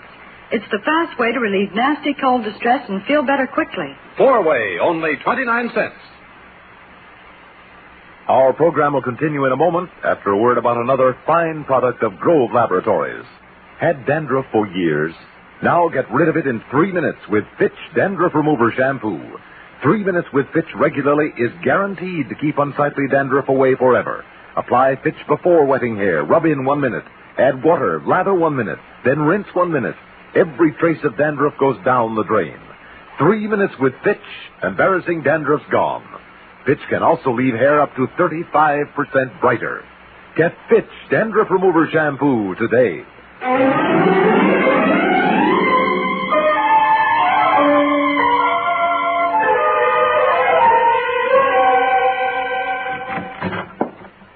Who's that? What's going on? Miss Chippendale. Miss Chippendale. You all right, sir? Yes, what is it, Rudy? Come here, quick. Bring some water. Your gentleman friend had an accident. Oh, my goodness, they're coming, Rudy. Oh, please, sir, please. It's all my fault. I should have fixed that step. Please, sir. Is he dead, Rudy? I don't think so. He told me something like this would happen. Not 2 minutes ago, he told me. Oh, here, this water from my vase of flowers. His eyes are open. Here, sit. Sit up. Sit up. Oh, thank you. Henry, are you all right? Irene? Yes, dear. Have I died? Oh, thank goodness, no, Henry. Now, you see, that ace of spades was wrong after all. I don't think it was. It's that fourth step from the landing. When the weather is damp, it warps and the edge sticks out a little. Some other people have tripped on that step. Well, then but why I haven't thought... you fixed it, Rudy? You're the janitor. Oh, I've tried, Miss Chippendale, but the lumberyard was out of the right kind of wood. My list. I don't need it now. I know everything now. I know the place and the circumstances. You do? Yes. I'm going to die as a result of that fall in the stairway. What? Really, Henry? Well, but don't you see? Fate has given me a warning. The rest is up to me. I must now fix the date and arrange the details for afterwards. Having escaped death once under such miraculous conditions, I'll never escape a second time. Why, imagine just an inch or two from that knob. The lumberyard said they're getting a shipment in next week. Then I can fix that step. If you do, my good man, you'll have to answer to me. What?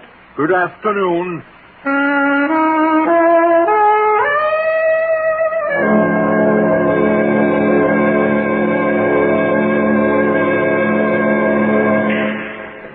But it's impossible, Henry.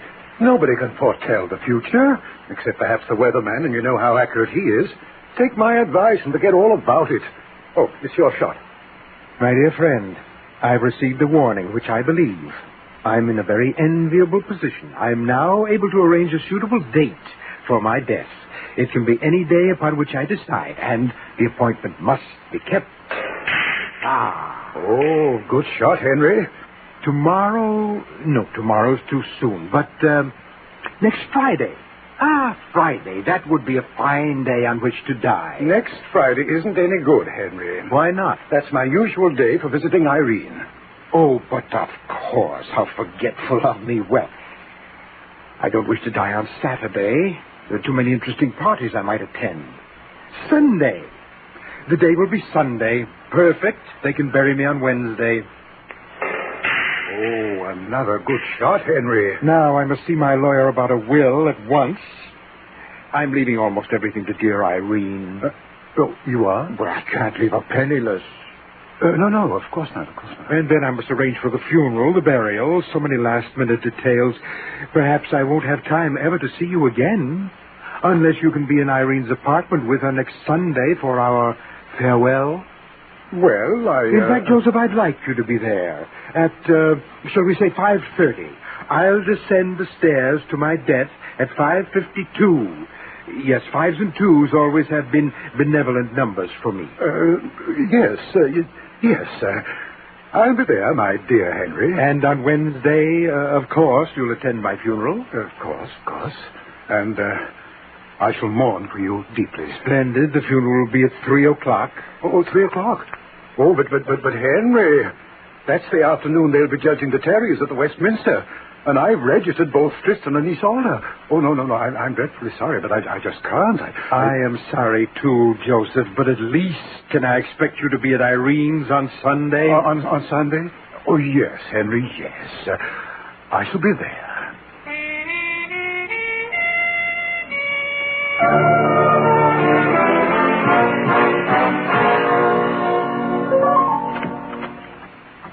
Good evening, Irene. Joseph, it's so late. May I come in? Of course. Oh, my darling Joseph. Irene, my love. I'm so very glad to see you. Irene, I just left Henry. He thinks he's going to die. I know all about it. Another one of his fortunes. But he's going to make all the arrangements. He actually believes it. Well, it's possible, you know. I've heard of stranger things. But hold me, dearest, Joseph. Oh. Hold me closer. Yes. Like this? Now, listen to me, Irene. When Henry dies, he'll leave all his money to you. How do you know that? He told me. He told me that he's having his will drawn up. When he dies, you'll be a rich woman, Irene. Oh, that's such a vague possibility, Joseph. When he dies. You mean if he dies? Irene, he will die. You sure? I need his money as much as you do. I'm going to make sure. Joseph. On the day he has planned for his death, we will kill him. Oh, Joseph. How? Poison? He will come here to descend those stairs. We will have a drink. A final, sad farewell drink. His will be well laced with arsenic. But the police will know. That his drink was poison, of course. Good, that's what we want. Because he will have made all those preparations. They will decide that he committed suicide. There'll be no way for them to know otherwise. What do you think now? I think, my darling, that you and I will both someday soon be very, very wealthy.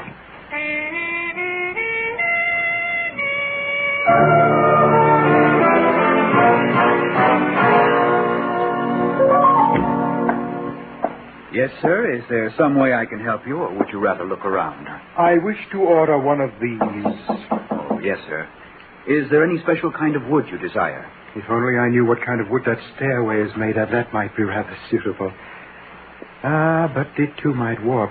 I desire mahogany. I'll just write this down. Yes, and the trimming, sir. Silver. I want a first-class funeral. Very well. $2,000 certainly will take care of everything, sir. Excellent. I'll make you out a check for the amount right now. Oh, that's perfectly all right, sir. Just a deposit will be sufficient. You can mail the balance to us later. But I won't be able to later. You see, the coffin and the service are for myself. That's a great joke. I am not joking. I am dying on Sunday. I want to be buried next Wednesday. I believe you're serious, sir. I assure you I am. Forgive me. I understand. Goodbye. You'll be given a magnificent send-off. Goodbye, sir. And good luck.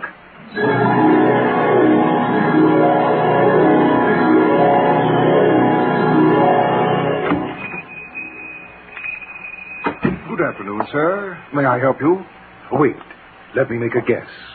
I'd say that you're a man searching for an exquisite boutonniere. I wish to order a floral wreath.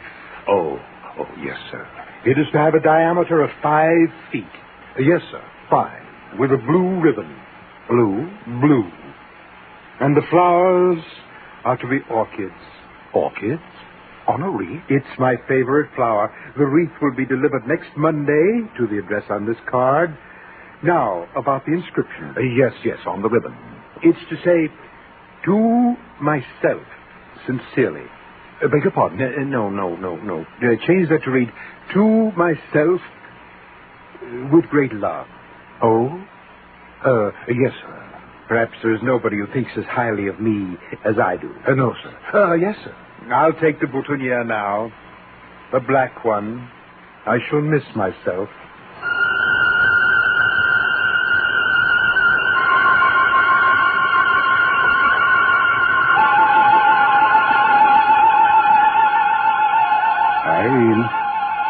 He should be here at any moment. Yes, I know. And he's never late. No. Here's the capsule with the arsenic. Oh, it looks so harmless, doesn't it? Now, when he comes in, offer him this drink. Then break this capsule with your fingernail right here. And pour all of the contents into his glass. There's enough here to fell an ox. Such a little thing. Think of tomorrow, darling. Think of all his money. Oh, that's all I've thought of for years. But there he is. Then quick, put this next to the liquor bottle. Yes. How's this? Good. He'll never notice. Now, answer the door. Joseph, I'm afraid. There'll be nothing to it. As soon as he drinks the arsenic, we'll just call the police and it'll all be over. Hurry.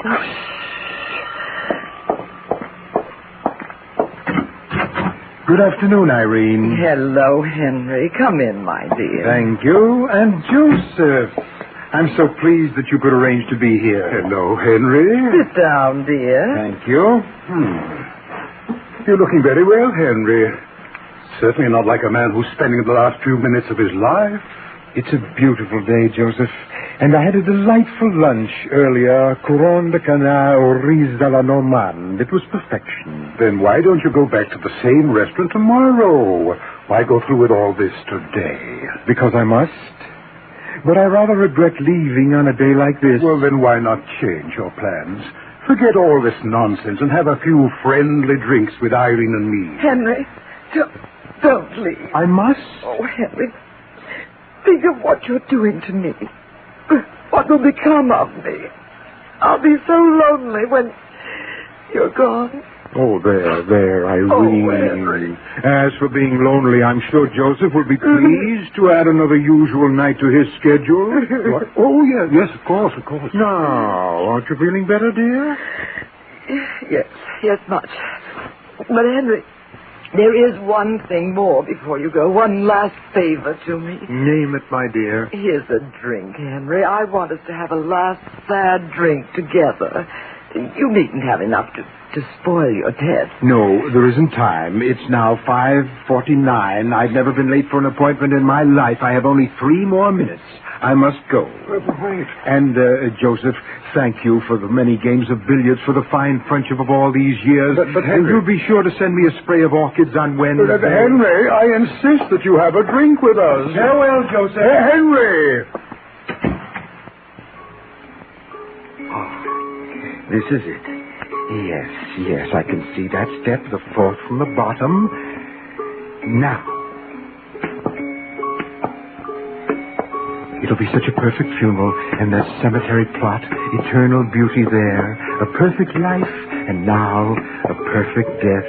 The next one, it's the next step. I'll close my eyes and step off into space. Goodbye. Goodbye, beautiful world.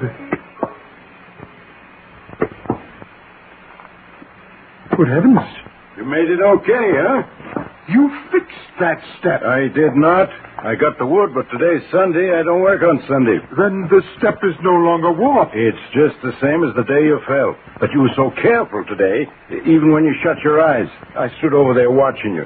You didn't trip even a little. You went so carefully that I... Henry! Why, you're all right. You're not dead. Dead? No, Joseph. Oh, then nothing happened? Oh, I saw images of my childhood. My whole past flashed before me. And then I realized that this afternoon, just now, I escaped my own death. That's true. And now, don't you see, now I shall live forever. Oh, no.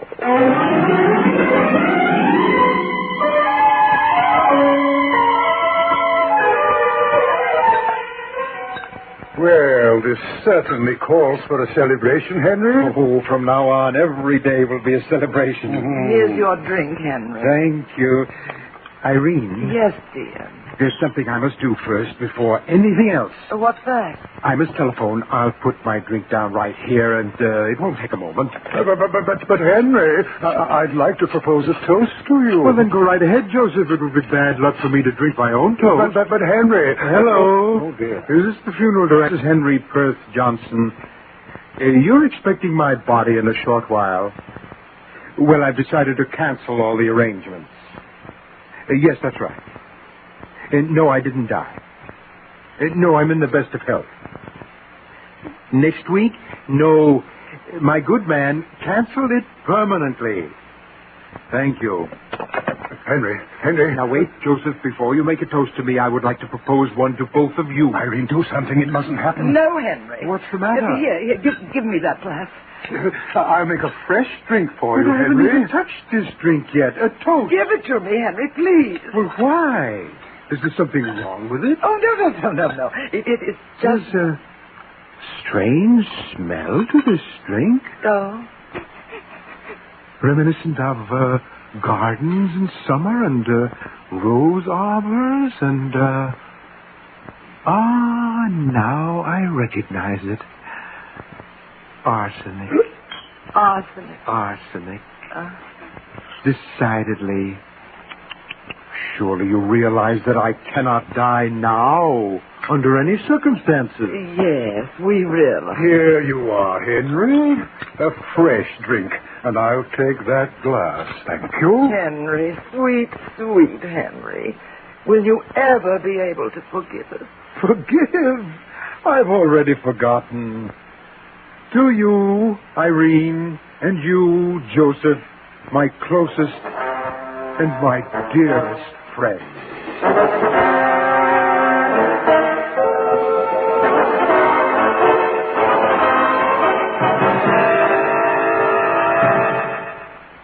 Suspense.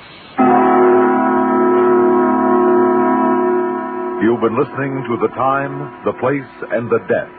Written for Suspense by Peter Fernandez. In a moment, the names of our players and the word about next week's story of Suspense.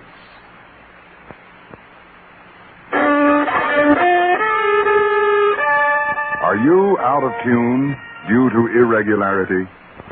Then help yourself get back in tune with Kellogg's All Brand. Pleasant, isn't it?